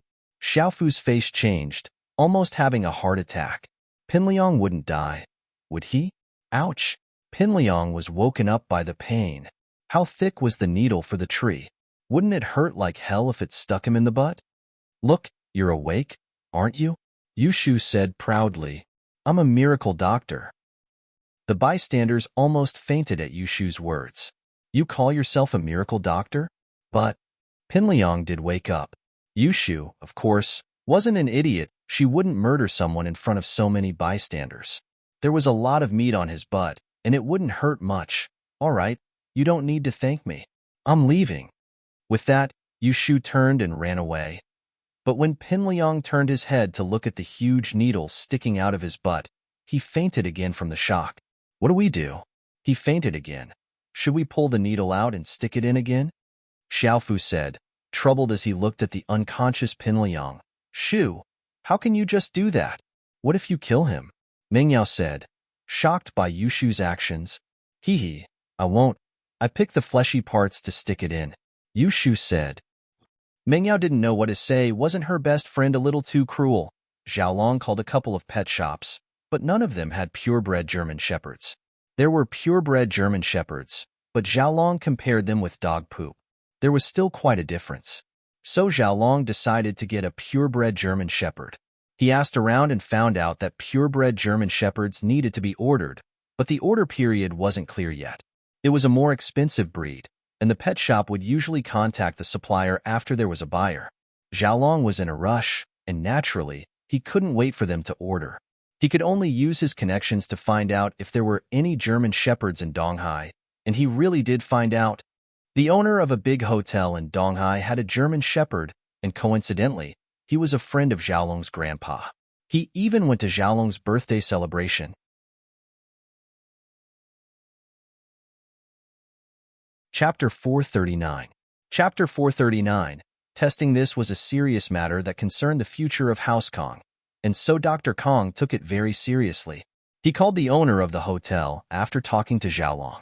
He seemed to remember the owner bringing a dog with him on the day of the birthday banquet, but he didn't pay much attention to the dog at the time. He didn't know if it was a German Shepherd or not. Mr. Zhang? Kong like I. Dr. Kong had a good relationship with the owner of the hotel. Other than the big houses, all the other businessmen had a good relationship with House Kong. After all, House Kong was one of the most successful businessmen among them. They weren't as successful as the big houses, but they were much stronger than them. Hello, Dr. Kong. What can I do for you? The owner of the hotel asked curiously. Why would Dr. Kong call him personally? Even if they had contact, it would be through the eldest son of Dr. Kong, Kong Guifeng. It's like this. I heard that you have a German Shepherd? Dr. Kong asked. Oh, I do have one. Mr. Zhang paused. He didn't know why Dr. Kong would suddenly bring this up. My wife doesn't have much to do at home, and she likes dogs. I think we brought that shepherd to your birthday banquet. Mr. Zhang, my grandson Xiaolong likes German Shepherds. We've been to many pet shops, but we couldn't find one. I wouldn't be asking for it otherwise. Dr. Kong hesitated. Asking for a dog from Mr. Zhang might raise suspicions, but the situation was urgent. He didn't have time to think about it.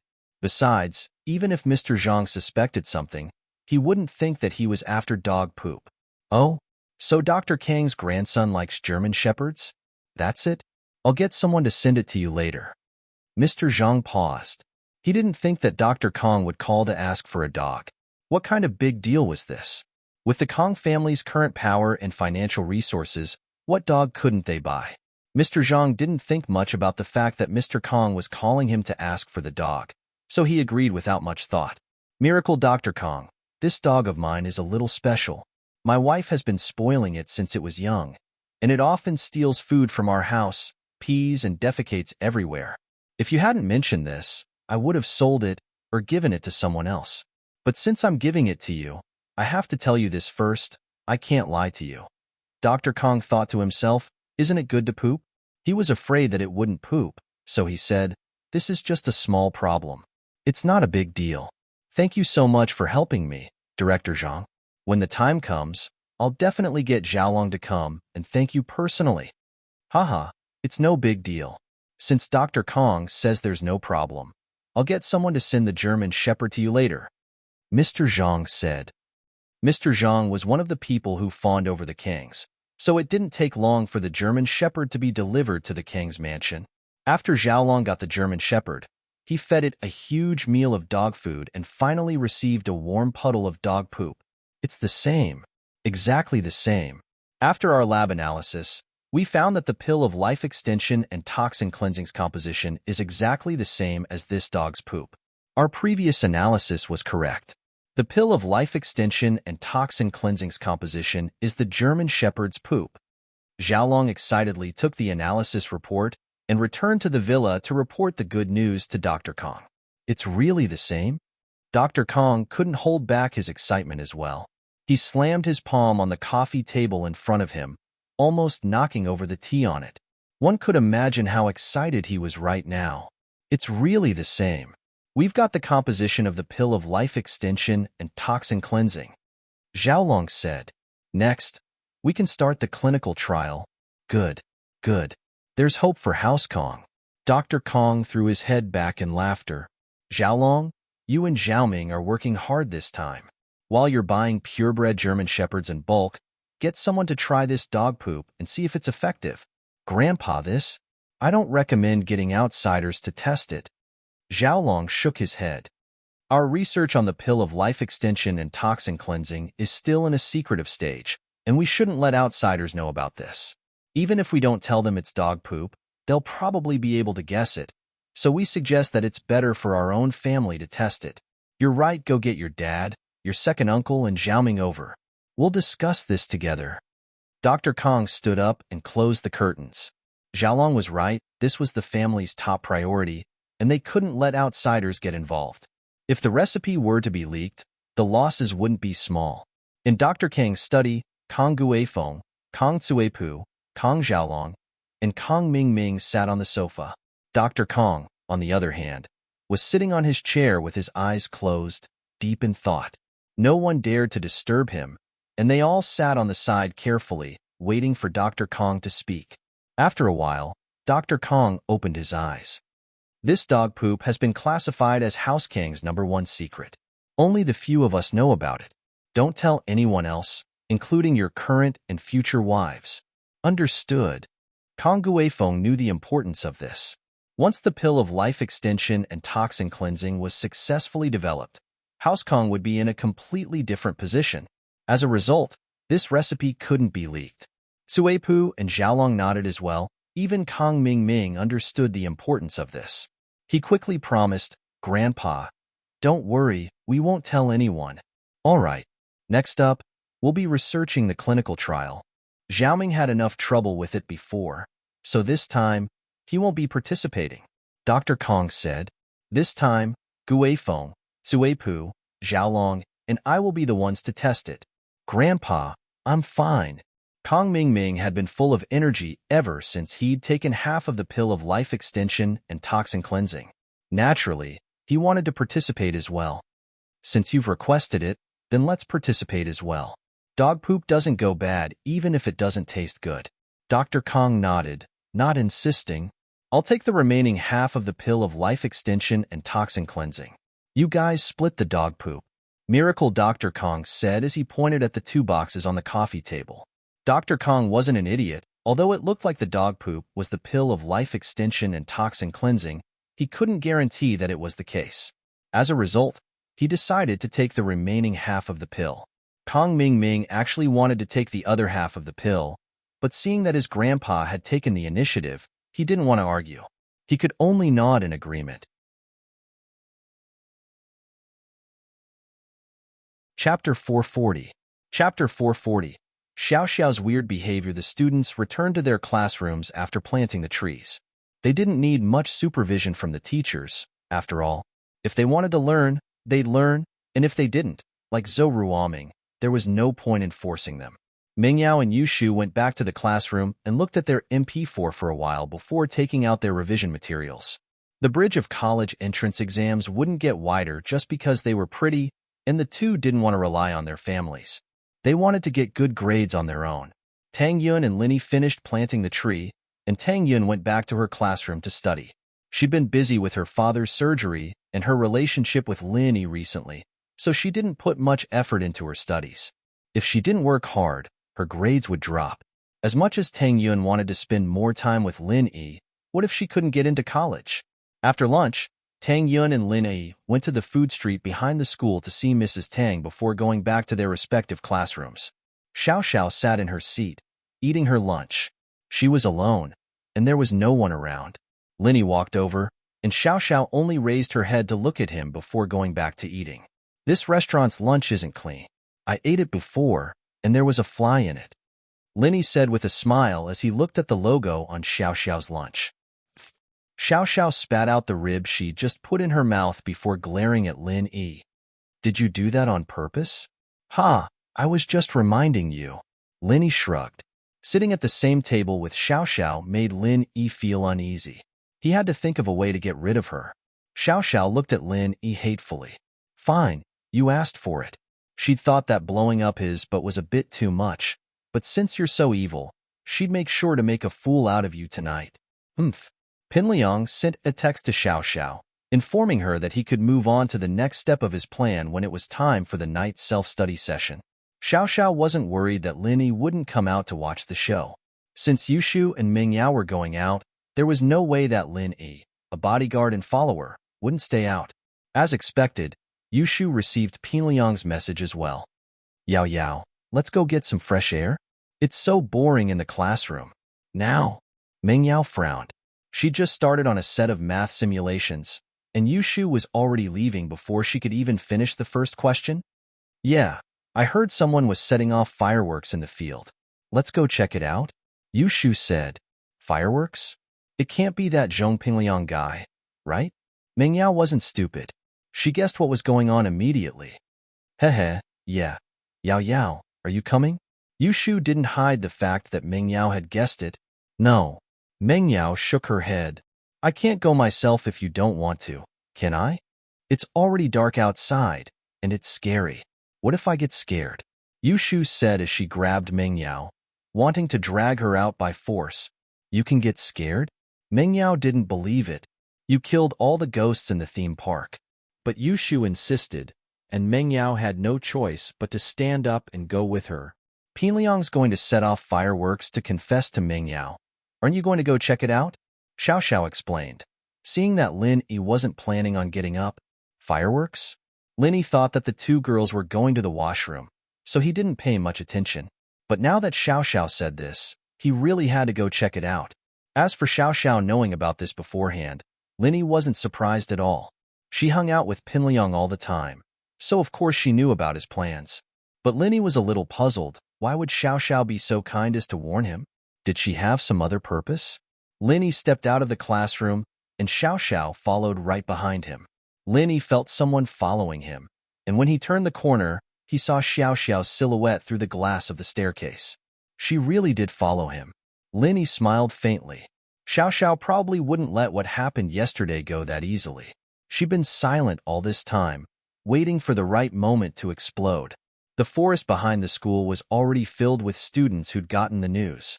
There were students from 1st grade to 3rd grade, and even some middle school students who'd been out of school were attracted here. It seemed like the news of Pinliang's fireworks had gotten out a long time ago, and it had already attracted this much attention. Pinliang and Xiaofu stood beside a tree filled with fireworks and notes. Pinliang hated Yushu as much as he wanted to, since his butt was still swollen from Yushu's poke. Yushu had almost destroyed his butt, and it was still swollen up. How could a needle for a tree be poked into a person's body? Pinliang, on the other hand, had no choice but to maintain a smile on his face. He needed Yushu's help to invite Meng Yao to the Nightless Club's courtship party. Liang bro, Meng Yao and Yushu are here, and Lin Yi isn't far behind them. Xiaofu whispered to Pinliang. I saw them. Go get Meng Yao and Yushu, and tell Lin Yi and Xiao Xiao to come in as well. I've already told Xiao Xiao what to do later. Just wait for Lin Yi to get into trouble. Pinliang said quietly. Okay, Liang bro. Xiaofu nodded and made a path for the students. Move aside, everyone. Let today's female lead in. Xiaofu's words were very useful to normal students in school. Meng Yao, Yushu, Liang bro's ready. We're just waiting for you. Xiaofu made a gesture. We'll just watch from here, but we're going.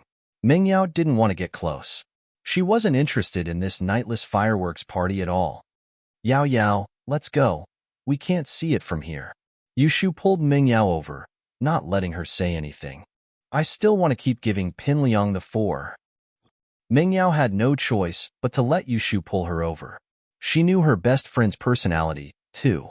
She just liked watching the fun, not helping Pinliang. Lin Yi followed from afar, and Xiao Xiao followed as well. But this time, Xiao Xiao passed Lin Yi and went to help Pinliang. Chapter 441. Chapter 441. Unlucky Xiao Xiao, tonight's female lead, school beauty Miss Meng Yao, has arrived. Let's invite our male lead to light up the fireworks of his love for her. Gao Xiaofu had gotten his hands on a megaphone that street vendors used to sell vegetables. He held it up like an MC and shouted. Meng Yao frowned. This was what annoyed her the most. Pinliang would always come up with all sorts of weird ideas, like writing blood letters and whatnot. Meng Yao was speechless. How could this guy be even more stupid than Shu? Plus, he was the real one, and Shu was the fake one. Xiao Xiao acted like she didn't care when she walked past Lin Yi, picking up a string of firecrackers on the ground and sticking it into Lin Yi's pants. She didn't stop and went off to do something else. Huh. Lin Yi smiled faintly. So this was what this girl was planning.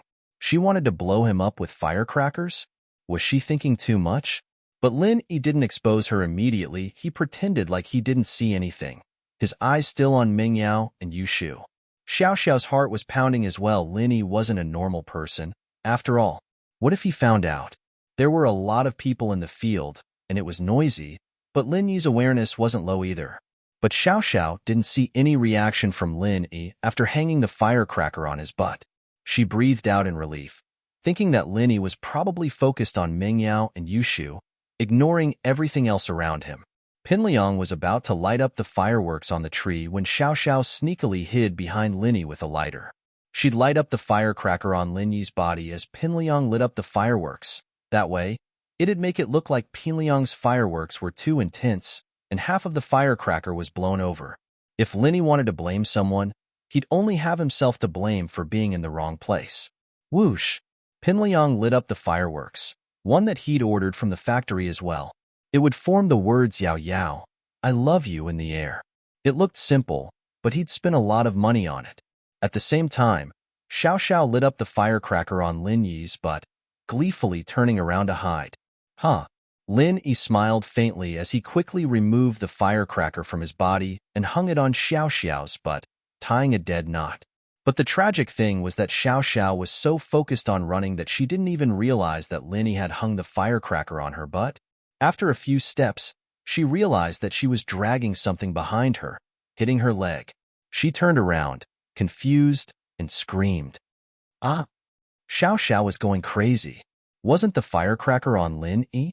Why was it on her?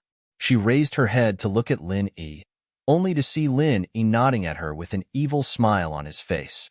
Xiao Xiao wanted to remove the firecracker on her back, but she realized that Lin Yi had tied it dead, not that she couldn't untie it all. The fuse was about to burn out, and Xiao Xiao was starting to panic. She couldn't just take off her pants in front of the whole school, could she? That'd be so embarrassing. Just as Xiao Xiao was hesitating, the fuse burned out, and the firecrackers started exploding. Xiao Xiao was scared out of her wits as she ran over to Pinliang, yelling, Help! Water! Do you have water? Pinliang was feeling proud of his work, preparing to shock everyone with the words Yao Yao, I love you in the sky when he heard Xiao Xiao's cry for help. Wah! Pinliang's eyes went wide as he stared at the firecracker exploding behind Xiao Xiao's butt. Wasn't she the one hanging on Lin Yi? How did it end up on her body? Xiao Xiao had even given him a signal to tell him to follow the plan after she'd hung up the firecracker. Why did the firecracker switch positions all of a sudden? Lil sis Xiao Xiao, you? Pinliang looked at Xiao Xiao, confused. Don't talk so much. Get me some water to put out the firecrackers. Xiao Xiao was panicking. She didn't have the time to explain to Pinliang. The firecrackers were already up to her pants, and they were about to reach her, but water. Water. Pinliang looked around, but there was no water around here.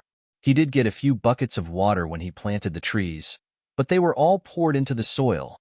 The firecrackers were already on Xiao Xiao's, but as Pinliang was hesitating, burning a couple of holes in her butt, Xiao Xiao was on the verge of crying, and she couldn't care less about her image anymore as she rolled around on the ground, finally extinguishing the firecrackers. However, the fabric of her pants was already burnt beyond recognition, and it hurt. Xiao Xiao was sure that even her underwear was showing, and so she didn't even dare stand up. Her eyes were filled with grievance, and she wanted to cry, but she gritted her teeth and didn't cry. I'm Xiao Xiao. I can't cry. I don't need other people's pity. Crying is just a sign of weakness. Xiao Xiao took a deep breath and sat on the ground. Take off your shirt and give it to me. My shirt? Pinliang blinked. Hurry up. Don't waste time. Xiao Xiao frowned. All right. Pinliang couldn't afford to piss off Xiao Xiao, be it her background or herself. Pinliang couldn't afford to offend her at all. Since Xiao Xiao had spoken, Pinliang had no choice but to take off his shirt and give it to her. Xiao Xiao took Pinliang's jacket and quickly wrapped it around her waist before walking out of the crowd, heading for the school gates. Xiao Xiao didn't feel good at all. She'd wanted Lin Yi to embarrass himself, but now she was the one being humiliated. She didn't notice if the crowd was laughing at her, but she was sure that she was the laughing stock now, getting her but blown up by firecrackers, and she was a girl. This was as embarrassing as it could get. Lin Yi, I'm going to eat you up. Xiao Xiao was going crazy as she sat in her car, gritting her teeth and using the steering wheel as if it was Lin Yi, smashing it violently before she finally calmed down. Chapter 442. Chapter 442. Remedy Pinliang, naturally, didn't wear a lot of clothes in the summer. He only had a casual shirt on, and after giving it to Xiao Xiao, he was shirtless. It didn't seem to fit the image of him confessing to Ming Yao, and it made the surrounding students snicker. Pinliang's face darkened as he raged. What are you laughing at? Have you never seen a man as strong as me? It was fine if Pinliang didn't say anything, but the moment he did, the students started laughing. The law didn't punish the masses. These students were usually afraid of Pinliang, but in the dark night, they couldn't tell who was laughing and who wasn't. Pinliang couldn't do anything to them. Yao Yao, please let me use fireworks to express my love to you. Eh. Pinliang raised his head, wanting to point at the fireworks in the sky to confess to Meng Yao, only to realize that the fireworks were almost done. Xiao Xiao had asked for his clothes at the same time, but everyone's attention was on Xiao Xiao, and no one noticed the words Yao Yao, I love you in the sky. Pinliang's effort was wasted. The fireworks were gone. They were all gone. Pinliang didn't know what to say after that. What could he say without the help of fireworks? Go see if there are any more fireworks. Pinliang ordered Xiaofu, his face livid. Gao Xiaofu hurriedly ran to the Eskimo tree to check on the few fireworks, but it seemed that they had all been set off. There was nothing left to set off. Gao Xiaofu did not give up. He used a lighter to light up the fireworks. However, the sky was already dark and he could not see clearly. He accidentally used a branch as a fuse, and with a whoosh, the Eskimo tree was set on fire. Pinliang didn't know what was going on at first, thinking that Xiaofu was making fireworks again. But then he realized that something wasn't right. Why wasn't the fireworks shooting into the sky? Why was it burning on the tree? Liang bro, it's bad. I lit the tree on fire. Gao Xiaofu patted the fire a few times, but failed to extinguish it. He became anxious and shouted, Brother Liang, come and help. Huh. Xiaofu's actions drew a round of laughter. Pinliang's confession had turned into a farce. Put out the fire. Get someone to get water. Pinliang ran over with a dark face, looking at his Eskimo tree. He wanted to cry, but no tears came out. Oh, Yao Yao, I see the fire tree, but I don't see the silver flowers. Yushu cried out in surprise. Shu, let's stay away from this kind of idiotic behavior. It's easy to cause a fire. Meng Yao was speechless at Pinliang's actions, especially Xiao Xiao's. What was Xiao Xiao trying to do just now? Wait, Yao Yao sis, I have to remind them. With that, Yushu called out to Pinliang. Break the bottle and use the water inside to put out the fire. Oh, right. Pinliang nodded quickly before instructing Xiaofu to carry out the task. Yushu giggled and left with Meng Yao. Shu, you're getting worse and worse. How much is there in the bottle? How could it be used to extinguish a fire? You're a scammer. Meng Yao said.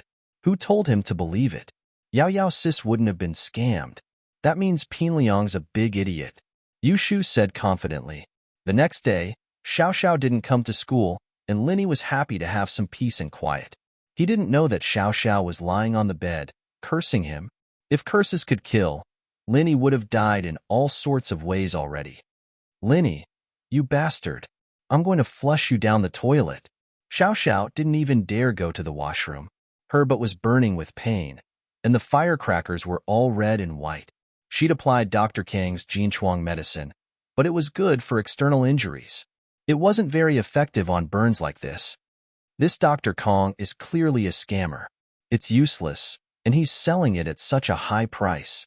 I'll blow his whole family up the next time I see him. Xiao Xiao thought hatefully. Pinliang had a bitter look on his face as well. He'd put so much effort into planning the confession yesterday, but it had ended in a farce. It made him angry, but he couldn't vent it out. Xiao Xiao was the one who'd ruined it, and even if he wanted to complain, he didn't dare say anything. What the hell happened yesterday? Didn't they say they'd hang the firecrackers on Lin Yi's butt? How did it turn into Xiao Xiao? Pinliang was punished by Wang Jifeng. He was no longer the nephew of a shareholder, but a normal student who paid for his own expenses. Who knows?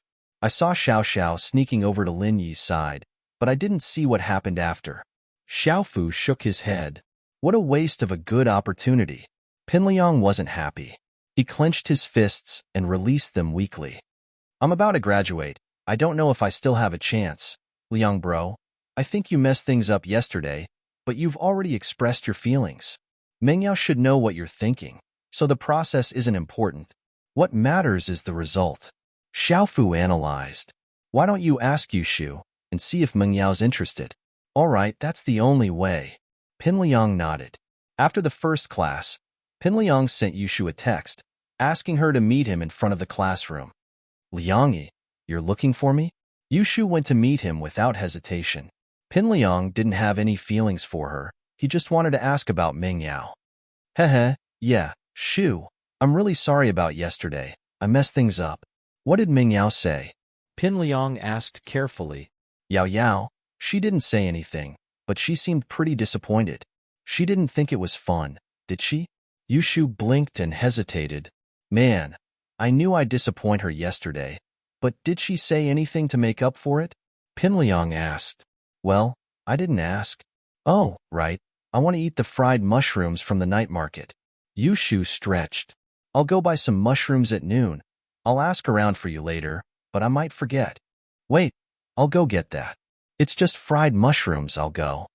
Pin Liang hurriedly said, Shu, just help me ask if there's anything I can do to remedy this. All right then. Yushu nodded and went back to the classroom. Chapter 443. Chapter 443. Failure. Ming Yao noticed that Yushu was deep in thought during class.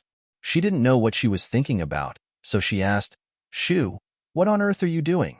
What are you doing here and there? Yao, I'm thinking if I have any wishes that I haven't fulfilled yet.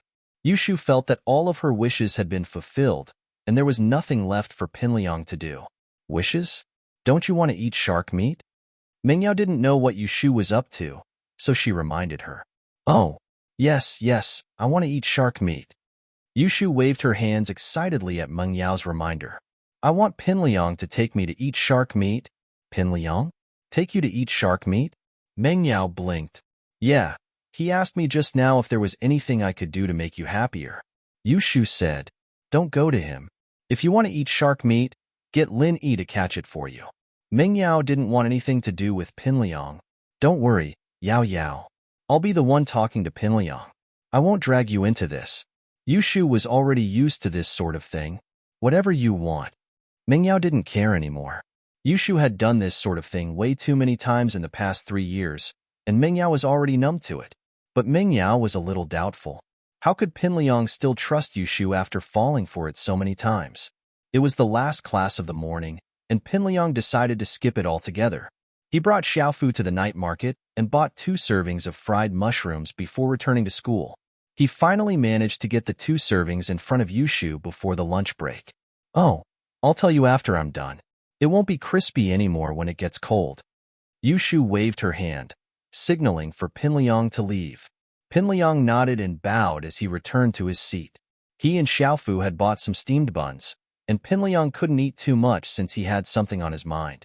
When Yushu was done with the fried mushrooms, Pin Liang stood up abruptly and chased after Yushu. Yushu went to toss the mushroom lunchbox at Pin Liang, giggling to herself when she saw the impatient look on his face. There was actually such a foolish person. He hadn't had enough of being deceived, and he was in a hurry to be deceived. I say, Liangzi, can't you let me stop for a bit? You're following me around when I'm taking out the trash. Yushu pretended to be unhappy as she looked at Pin Liang. Hee, little Shu, I'm just anxious. I'll throw it for you. Pin Liang took the stuff from Yushu's hands. What did Yao say? She said that what happened yesterday was okay, but she's been under a lot of pressure from school lately, and she wants to go out and have some fun. The summer camp is in May, and she wants to go out now. Yushu had already made up an excuse. Oh, going out to play? That's great. Pin Liang was on the verge of cheering. His dream was to go on a date with Meng Yao. What are you thinking? How could Sister Yao go out alone with you?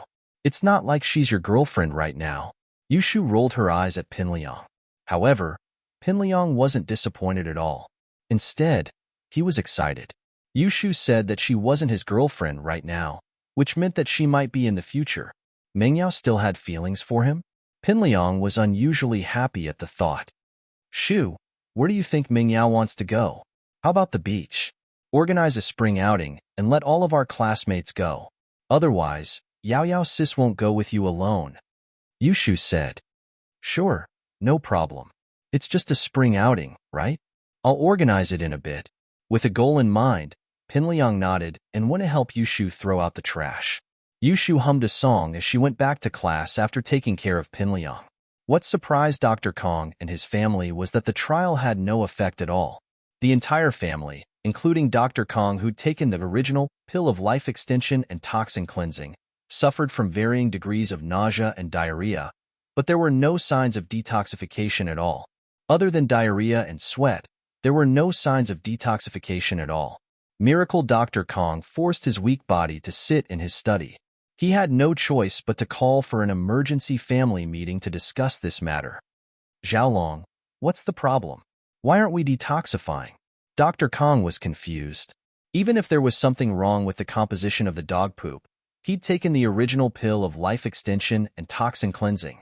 Kong Ming had taken half of it, and there were obvious effects. He'd taken the other half, so why was he no different from someone who'd eaten dog poop? I don't know, Grandpa. Logically speaking, the ingredients are dog poop, and what you ate was the original pill of life extension and toxin cleansing. How could it not have any effect? Xiaolong said, feeling weak and dizzy. Could it be that it varies from person to person? Dr. Kong asked, confused.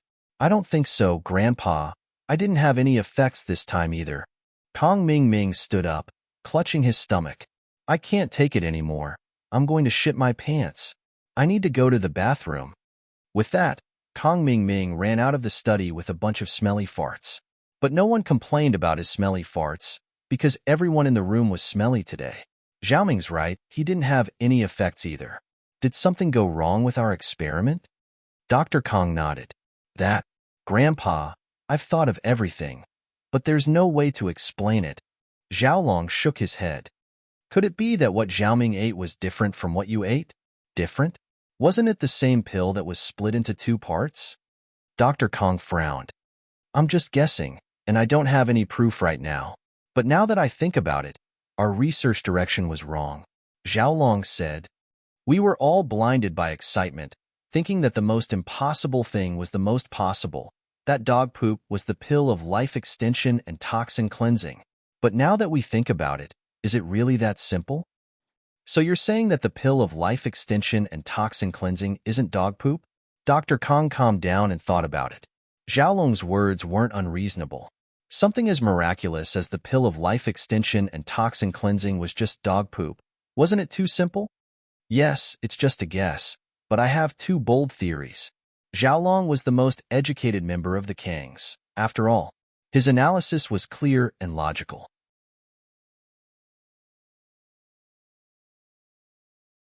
Chapter 444. Chapter 444, Dr. Kang's plan first.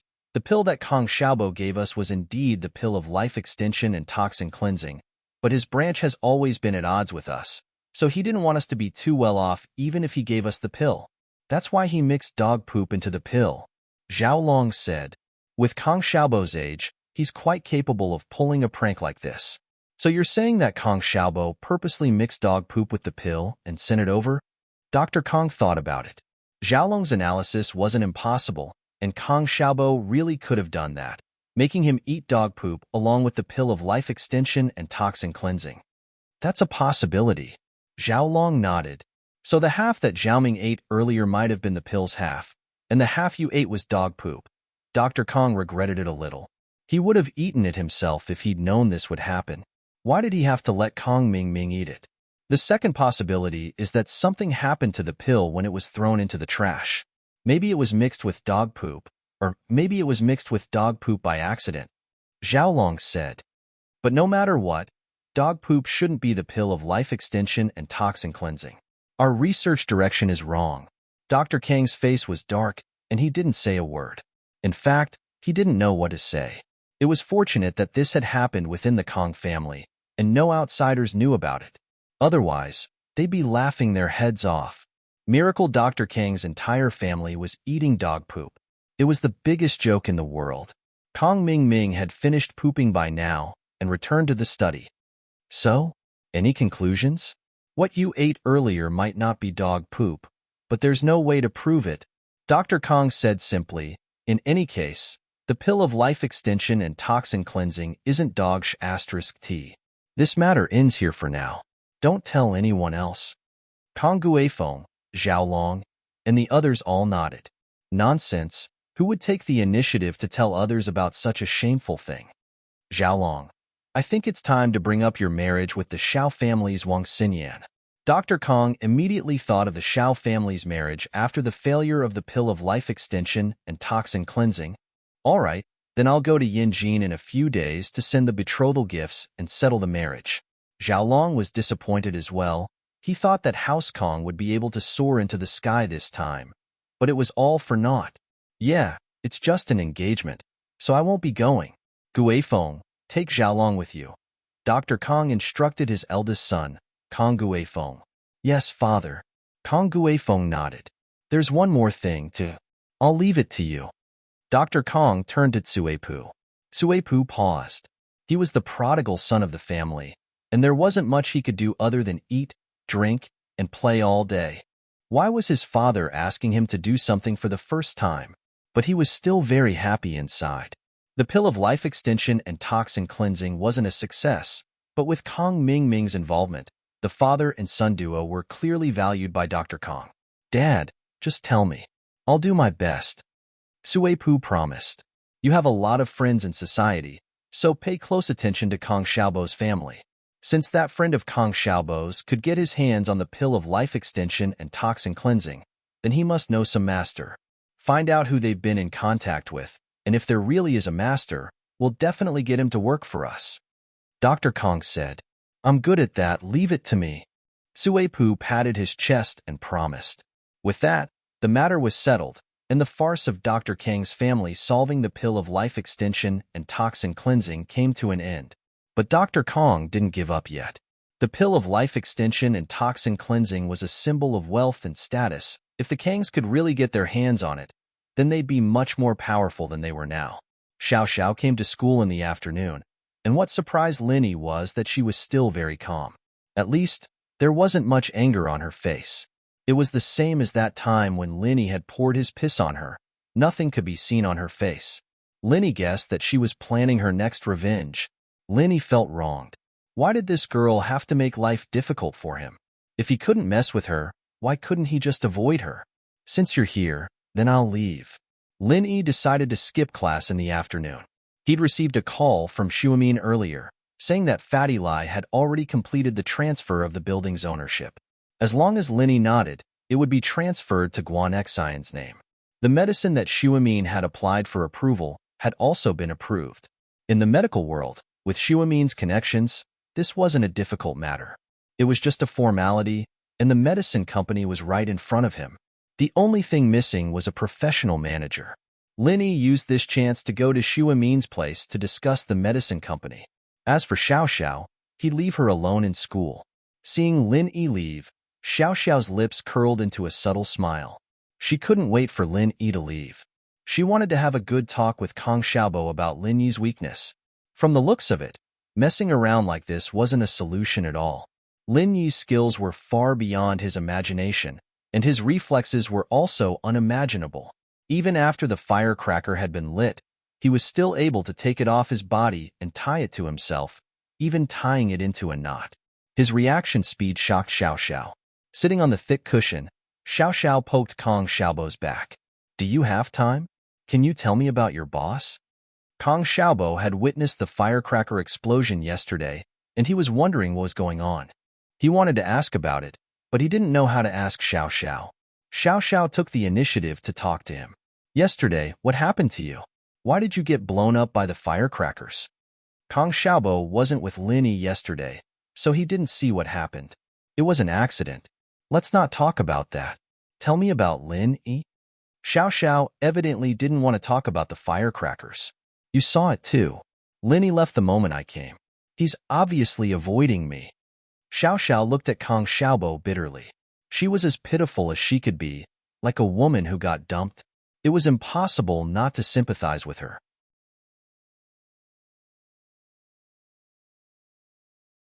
Chapter 445. Chapter 445. Linny was stunned, right? You didn't finish what you told me last time.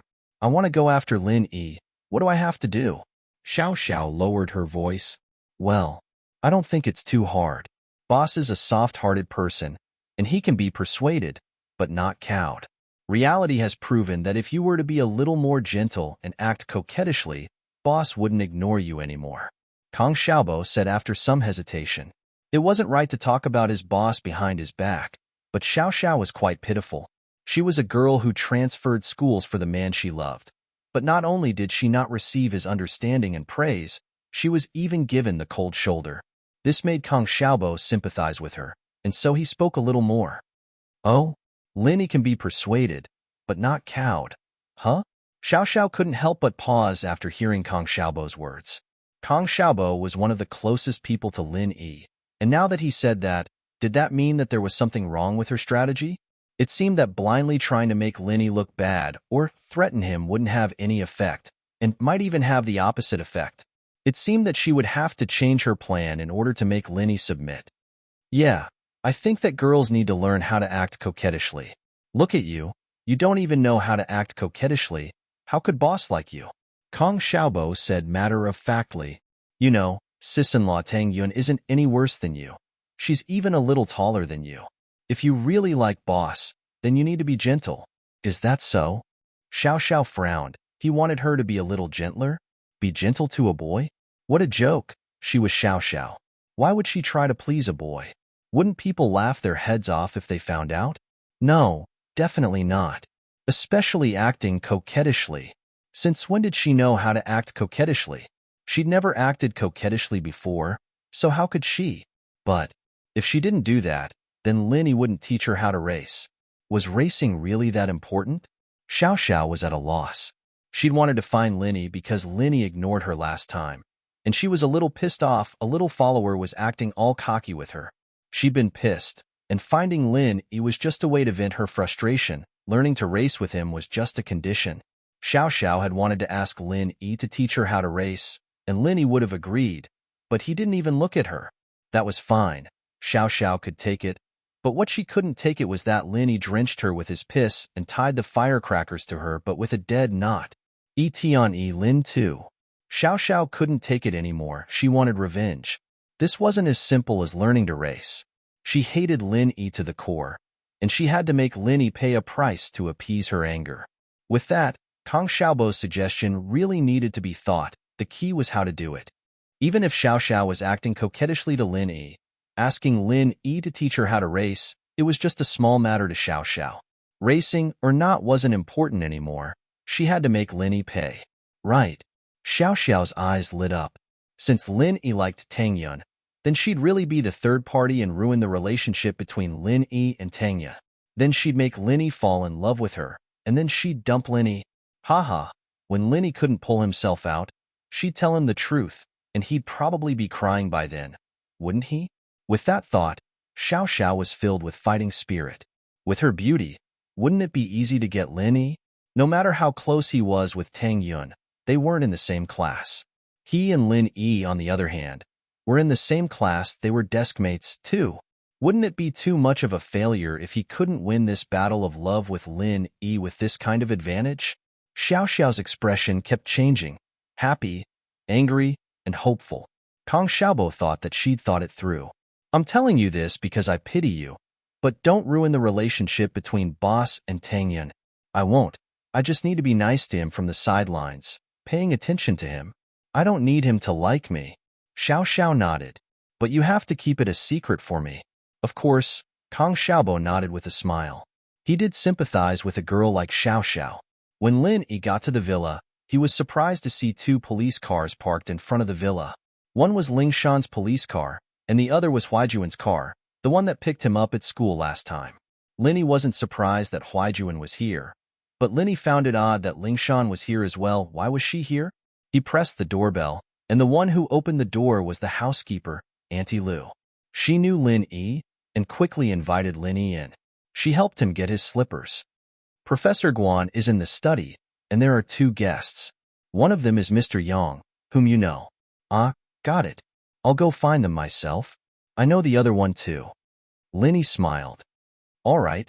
Auntie Lu didn't say anything else after hearing that Lin Yi knew them. She went back to her work. Lin Yi knocked on the door, and Xuemin's voice came from inside. Is this Yi? You're here already? It's me. Lin Yi opened the door and nodded with a smile. He was startled by a figure walking up to him. He wanted to dodge, but when he saw who it was, Lin Yi could only smile bitterly. Huaijuan gave Lin Yi a bear hug as he laughed. "How's my body now?" Lin Yi rolled his eyes. "You won't die for now, but you'll have to wait if you want to get your strength back." "I can get my strength back?" Huaijuan blinked at Lin Yi's words, but it quickly turned into joy. "Eagle, Lin Yi, are you saying that I can get my strength back? When have I ever said that?" Lin Yi shrugged. Ling Shan, however, curled her lips in disdain before Huaijuan could say anything. "It happens all the time. Miss Braindead, no one will think you're a mute if you don't talk." Lin Yi wasn't happy with Ling Shan's interruption. He glared at her. "Stop begging me next time. Just think of the things I promised you before is nothing but empty promises." "Young bro, look, he's bullying me," Ling Shan said pitifully as she looked at Huaijuan.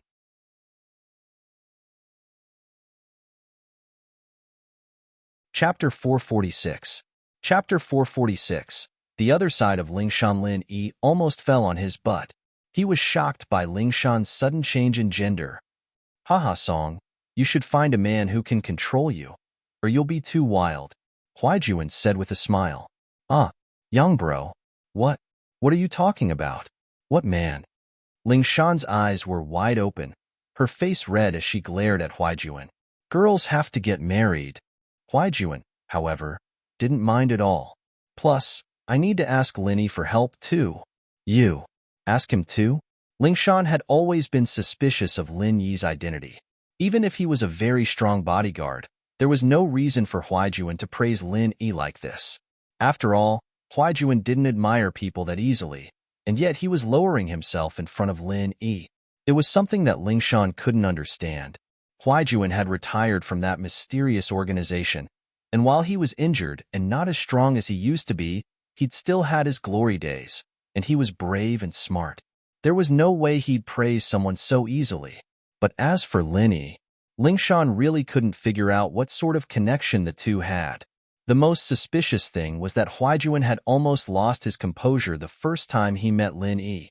Huaijuan nodded seriously. "I'm begging him to treat me now." Huaijuan wanted to play matchmaker for Lin Yi and Ling Shan.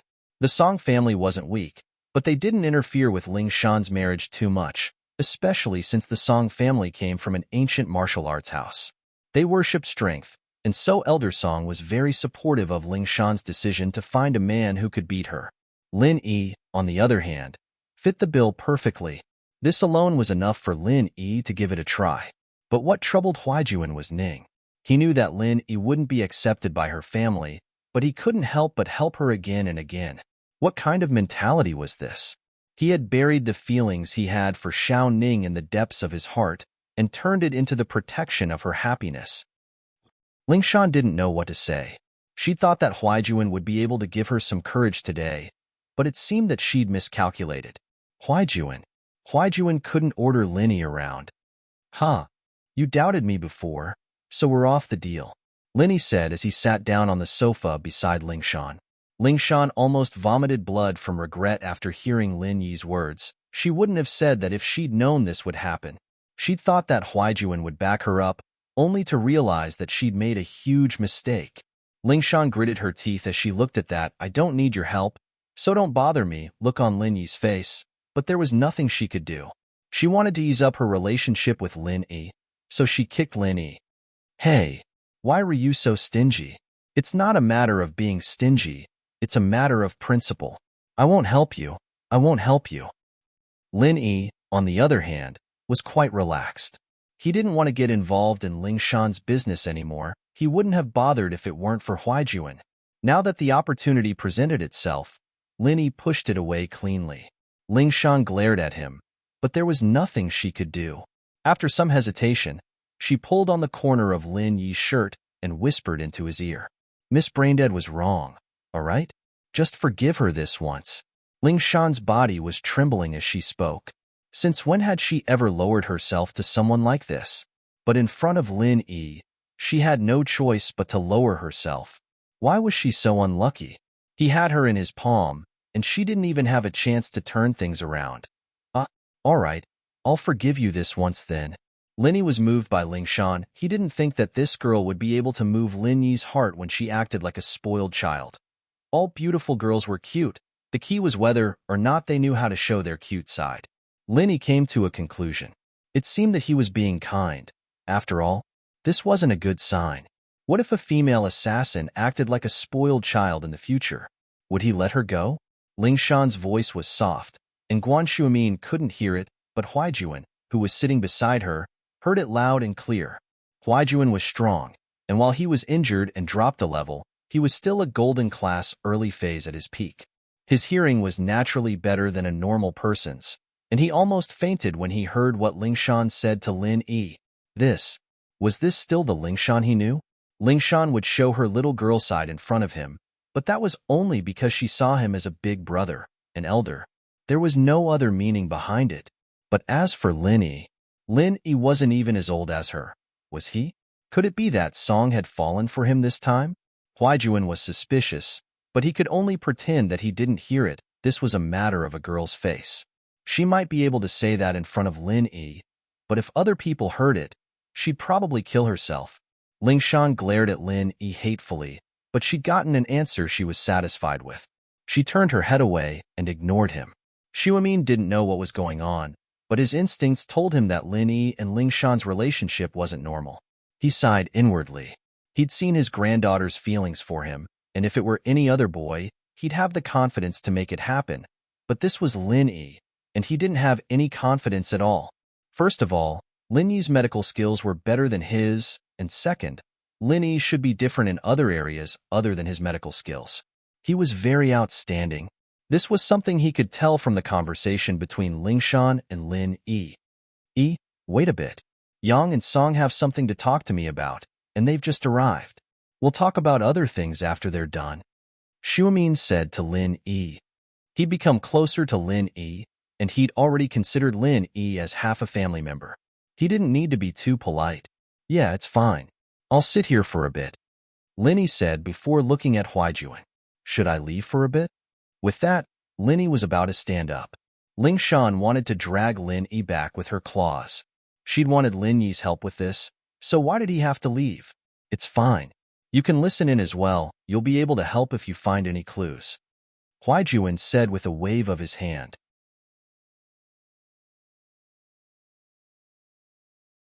Chapter 447. Chapter 447. Rolling Ines expected, Lin Yi nodded and sat back down on the sofa. Then let's hear it. Huaijuan didn't waste any time, getting straight to the point. Grandpa Guan, I've brought Song here because I want to use your connections to get some information. Yang, don't be so courteous. Just say it. Shuimin waved his hand. Knowing that Huaijuan had to have something important to discuss with him, just come over if you need anything next time, Song. Thank you, Professor Guan, Ling Shan said quickly. It's like this, Grandpa Guan. There's been an illegal organ trafficking organization recently, taking beggars, homeless people, and even disabled people in the city and cutting out their kidneys or corneas. It's gotten to a point where they don't care about anything, Huaijuan said. So I'd like you to help me find out where all the big hospitals get their corneas transplanted, hoping to find some clues. That's easy, but I can only ask around. Those who've already undergone surgery, even if the organ comes from an illegal source, I can't ask them to cut it out again, Shuimin said. Naturally, that's a little inhumane. But those involved in the illegal trade still have to be punished, Huaijuan said. Please help me, Grandpa Guan. I'll give Xiang a call. He's a shareholder of many hospitals, and he's more informed than I am. Shuimin nodded. The Xiang that Shuimin was talking about was Shuimin's youngest son, Guan Xiaoxiang, who was also Guan Xian's father. He held shares in many hospitals, and together with Guan Xian's mother, he owned a private hospital in Songjiang. He was one of the most famous doctors in the province. Haha, with Uncle Xiang and Aunt Lan's help, we should be able to get some information. Huaijuan nodded. The Aunt Lan he was talking about was Guan Xiaoxiang's wife, Guan Xian's mother. Huaijuan had brought Ling Shan here mainly to ask for Shuimin's help, and now that they were done, Shuimin had agreed without hesitation. There was no need for them to stay any longer. Shuimin obviously had other things to discuss with Lin Yi, too, and so Huaijuan got up to leave. We'll be going then, Grandpa Guan. We're a little busy here at the bureau. I'll come see you another day. Go ahead. Come back for dinner another day. Guan Shuamin nodded. Wait. Lin Yi stopped Huaijuan. I've prepared the medicine for your second course of treatment, but I didn't bring it today. Come to my school tomorrow? All right, but I've been transferred to a nearby city to help investigate a big case. I'll be pretty busy, so send Song over if I don't have the time. Huaijuan nodded. I won't say too many thank yes, it's all said. You're busy. Aren't you afraid of dying of exhaustion? Lin Yi shrugged. I didn't see you so busy before I treated you. Heh, the more capable you are, the more things you can do. I'm pretty much fine now, aren't I? Huaijuan said, a little embarrassed. Plus, I'm creating opportunities for you in Song, aren't I? Wah. Lin Yi's eyes went wide, and so did Lingshan. Lin Yi was a little speechless. Why was Huaijuan always trying to get him and Lingshan together? Lingshan, on the other hand, was surprised that young bro would act so frivolously in front of Lin Yi. Humph. He must have been led astray by the kid. That had to be it. She'd make sure to teach Lin Yi a lesson the day she could turn things around. But it didn't seem like she could turn things around just yet. She still had to work hard. After sending Huaijuan and Lingshan off, Lin Yi returned to Guan Shuamin's study. Guan Shuamin was on the phone when Lin Yi came in. I called Mr. Lai. He'll be here soon. Mr. Lai? Fatty Lai, right? Lin Yi froze for a moment before reacting. Haha, that's him. Guan Shuamin, naturally, couldn't call Lai Changyi Fatty Lai. The two hadn't spoken much when voices came from outside the study, and a ball-like person rolled into the study. Fatty Lai had been here before, so Aunt Lu recognized him. He was let in as soon as he arrived. But Fatty Lai heard from Guan Shuamin that Lin Yi was here as well, so he panicked a little. He really wanted to see Lin Yi. He hadn't seen him since the birthday banquet, so he tripped at the door and rolled into the study. Lin Yi jumped at Fatty Lai. What kind of martial arts are you practicing? Even if you wanted to come in quickly, you didn't have to come in like this, did you? Heh. It's a mistake. A mistake. I tripped and fell. Fatty Lai was a little embarrassed. Miracle Dr. Lin, I finally get to see you. I miss you so much. Sob. I thought you didn't want me anymore, that I'd never see you again. You don't know how excited I was when Professor Guan called me. I wasn't even as excited as I was when I got married. All right, just stay away from me. I'm a little scared. I don't doubt your sexual orientation, but I'm still wary of you, Lin Yi said after getting a meter away from Fatty Lai. It's okay. I'm happy to see you, Miracle Dr. Lin. Fatty Lai didn't mind that Lin Yi looked down on him at all. He took out a document from his backpack. Miracle Dr. Lin, please have a look. The building's ownership has been transferred to Miss Guan Xian's name. As soon as Miss Guan Xian signs it, the contract will come into effect. Oh? Isn't your new company in the building? What are you going to do if it's all transferred? Lin Yi asked curiously. I'm a tenant now, and I'll pay the rent on time.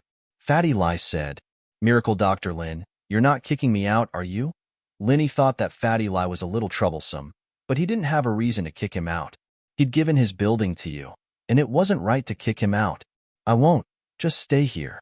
Don't worry about the rent. Lin Yi waved his hand. Heh, I'll stay here then. Fatty Lai had made up his mind. He was going to stick to Lin Yi. He could see that being close to Lin Yi would bring him a lot of benefits in the future. Lin Yi wasn't familiar with him before, and he didn't really like him, but it didn't matter. They'd get to know each other after a while. Wasn't everything good now? At least Lin Yi was willing to see him, and that was a good start.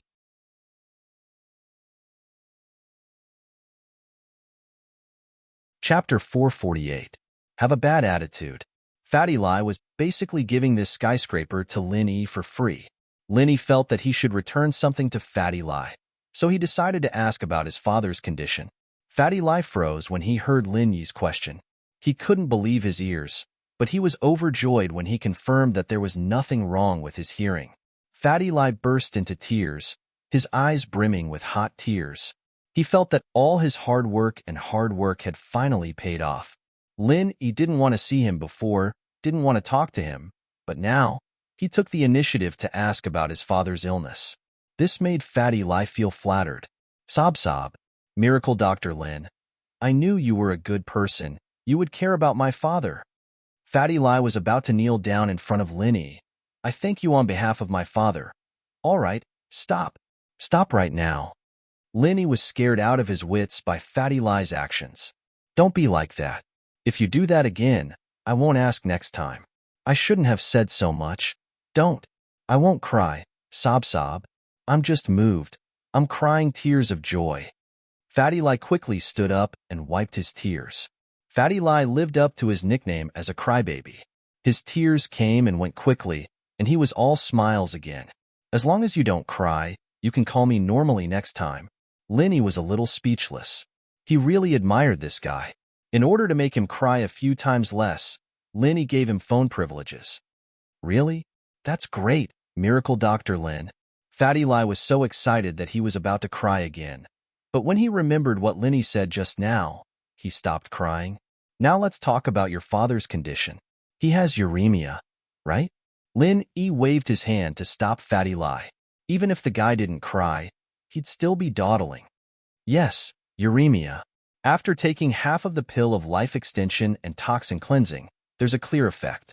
He's already awake, and he's in much better spirits. All his vitals are starting to improve, but the doctor said that he's still not completely recovered. Although the treatment can be maintained, I don't know if it'll worsen. Fatty Lai said worriedly. Have you had a kidney transplant before? Linny nodded and asked. No, he's too old. I'm afraid he won't be able to get off the operating table. The doctor doesn't recommend surgery either, Fatty Lai said honestly. That's easy. Linny said, well, I'll write down some traditional Chinese medicine. You go out and buy it for me. I'll make it and let your father drink it for a week. After a week, he'll come here to change the dressing. All right. Thank you, Miracle Dr. Lin. Fatty Lai was beyond excited. He felt like he'd finally bet on the right treasure. It seemed like Miracle Dr. Lin was a kind person. After all his coaxing and pestering, Miracle Dr. Lin was finally willing to help. Lin Yi didn't completely trust Fatty Lai yet, so he didn't ask him to buy all the important ingredients for the first time. He only wrote down the names of the herbs needed for the first course of treatment. The dosage wasn't precise either, around 5 ounces of each herb. He even wrote down the names of a few useless ones. Fatty Lai carefully took the prescription from Lin Yi, afraid that he'd lose it. He put it in his pocket and rushed out to buy the herbs. After sending Fatty Lai away, Lin Yi let out a sigh of relief. He turned to Shuamin. Grandpa Guan, are the procedures for the pharmaceutical company and the approval of the herbs done? Yeah, these are all small things. I don't need to do anything. I've asked Xiang to do it. They'll be here soon.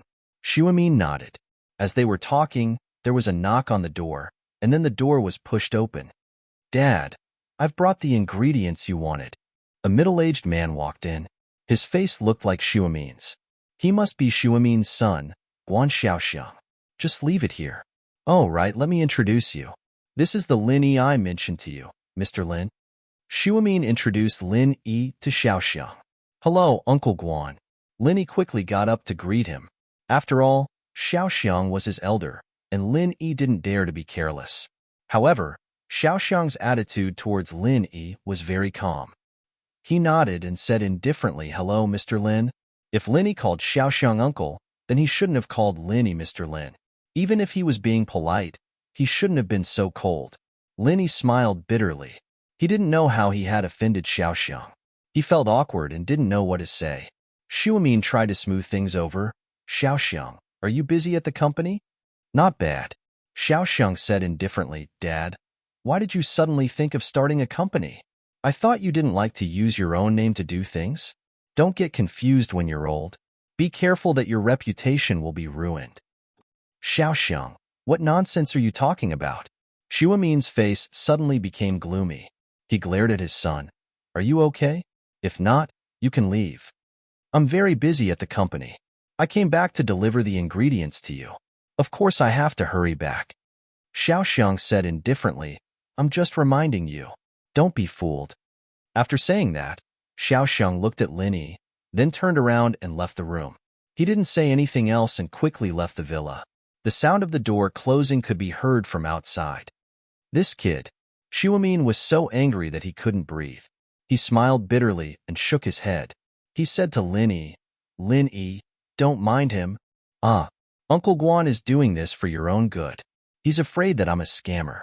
Linny smiled, showing that he understood.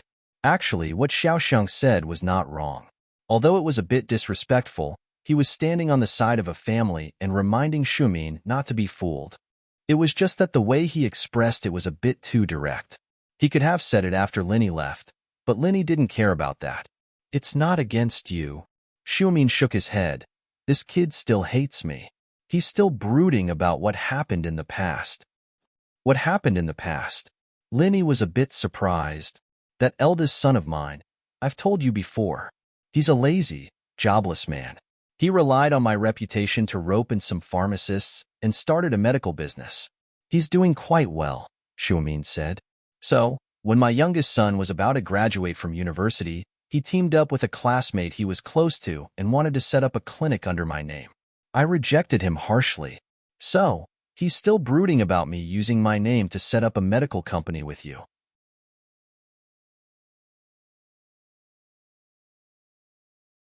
Chapter 449. The company's planning, probably. He's already an adult, but he's still acting like a child. Guan Shuimin smiled. Actually, he knows that I'm not an idiot. That's why he helped me with the paperwork so quickly. What he said just now wasn't directed at you, but at me, expressing his dissatisfaction. You've only suffered because of me. Anyone else would have done the same. I see. Linny nodded in realization. But Uncle Guan seems to be doing pretty well now? No longer relying on your family? Since then, he hasn't relied on me for anything.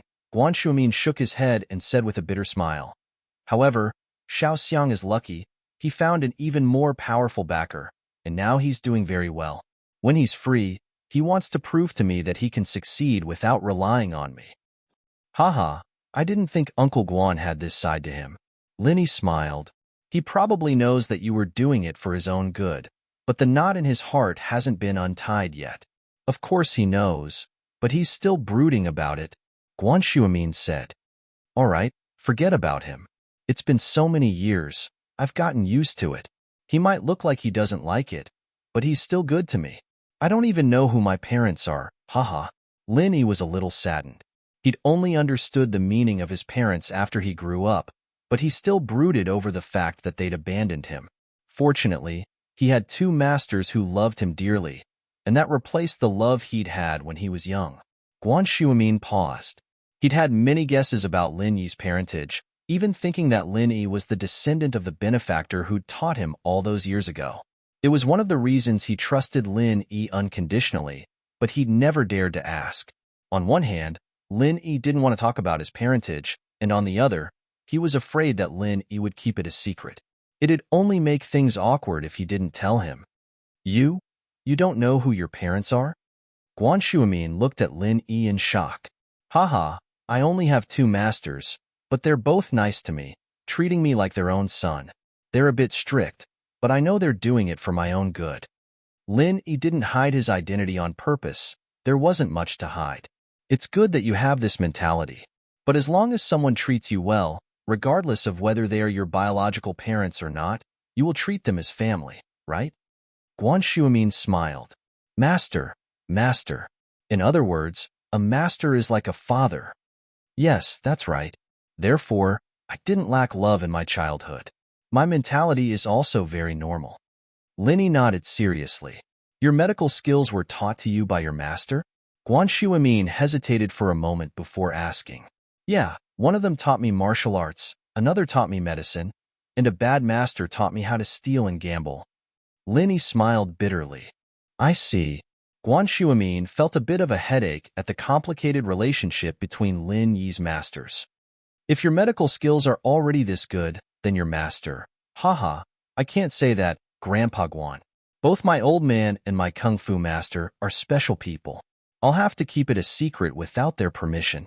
Lin Yi didn't want to hide anything from Guan Shuimin, but Lin Yi couldn't say anything without his master's permission.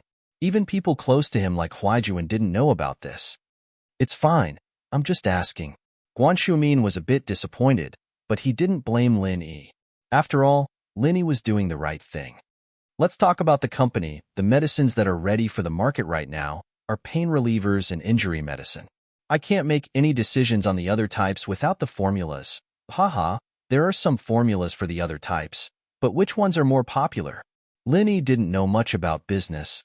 Well, as long as it's effective, it'll sell well. Guan Shuamin said, common cold medicine, for example. If you can make a traditional medicine with minimal side effects, it'll sell well too. But these are all established pharmaceutical companies with established formulas and brands. It's pointless for us to go in and fight for the market. It's true that the common cold medicine's formulas are already set. Even if I were to change it, it wouldn't be much of an improvement.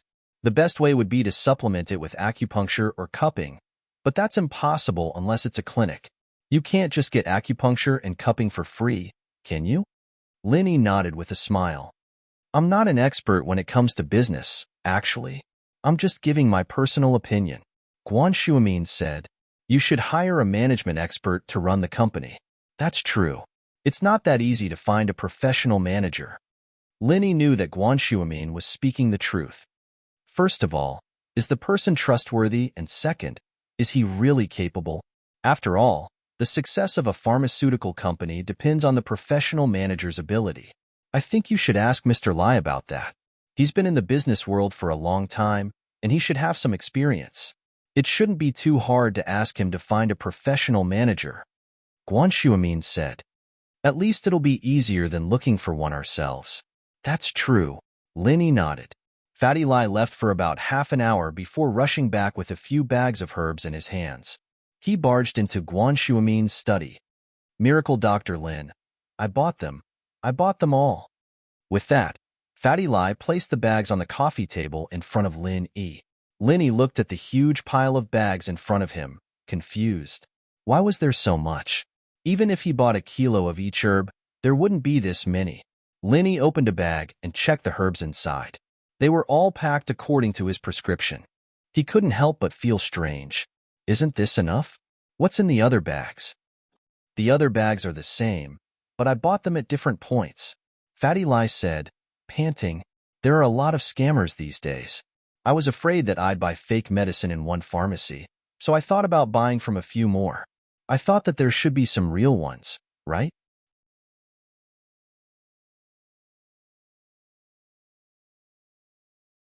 Chapter 450. Volunteering himself, Lin Yi looked through the other bags of herbs. Other than a few that have been stored for a little too long, they're all real. That's good, that's good. Fatty Lai was afraid that all the herbs he bought were fake, so it was fine as long as there were real ones. Then Miracle Dr. Lin, please pick the good ones and use them. All right, Grandpa Guan, do you have a furnace for decocting herbs? Linny asked. Yes, I'll get Aunt Lu to bring it over. Shuamin was a traditional Chinese medicine expert, so his house naturally didn't lack equipment for decocting herbs. Then, do I need to leave for a moment? Fatty Lai was a sensible man. He was afraid that Lin Yi would be careful when he decocted the herbs, so he didn't want to attract unwanted attention. No need, just sit here. I have some things to ask you about the company's opening. Lin Yi waved his hand, gesturing for Fatty Lai to sit. Ask me? Fatty Lai was flattered, rubbing his chubby hands together. I wouldn't dare to ask for advice, but I can only make decisions. Don't worry, I'll tell you everything I know. Miracle Dr. Lin, you're asking me to speak because you think highly of me. Aunt Lu quickly brought the decocting equipment over, and Linny nimbly picked out some fresh herbs and threw them into the frying pan.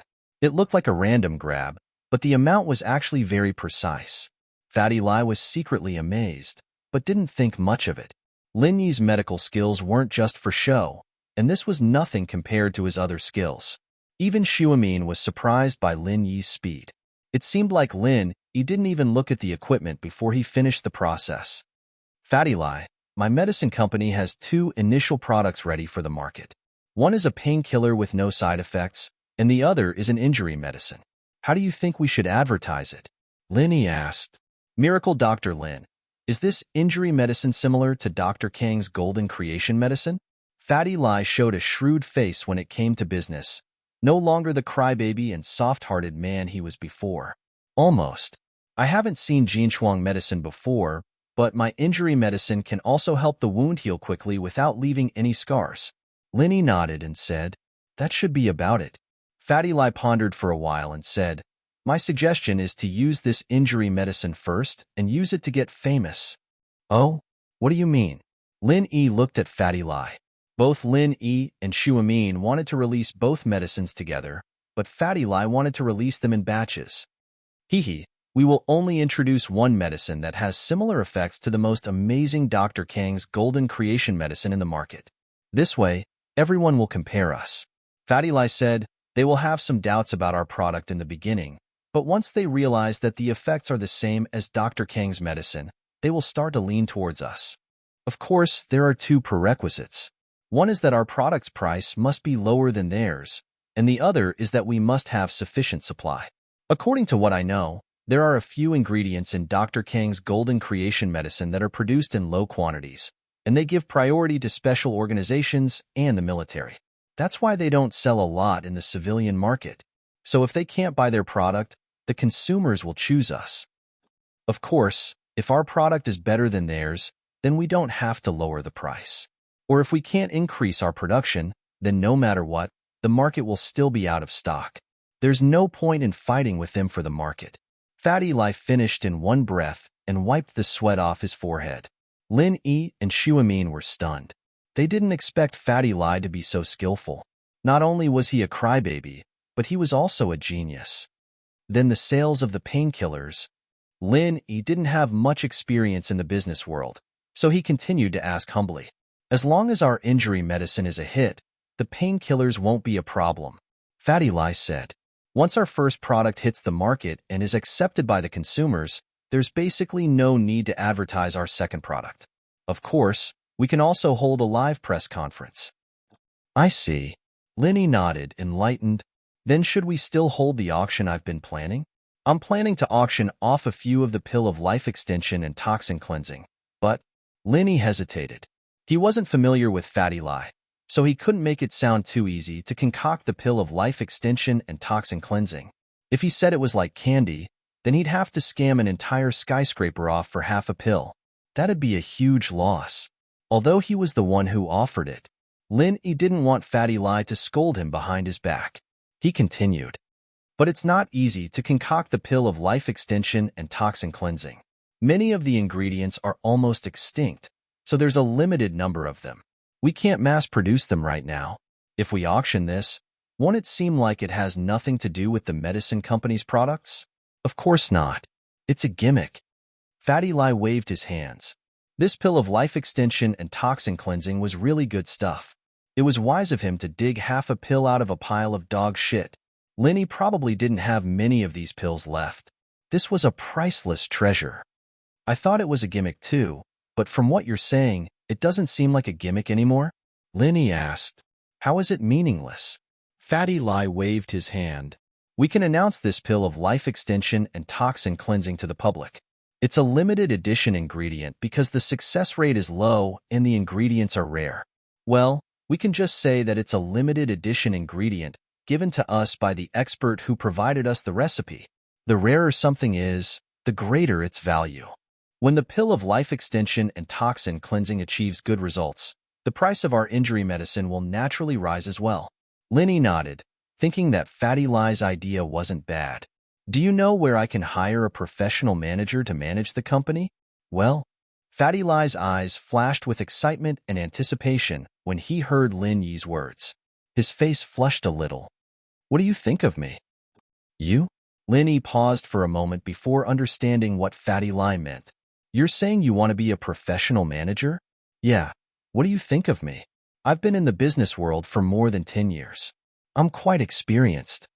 Fatty Lie said, thumping his chest. But your trading company and real estate company? Lin Yi looked at Fatty Lie, confused. You're tuning into the Warrior Lore YouTube channel.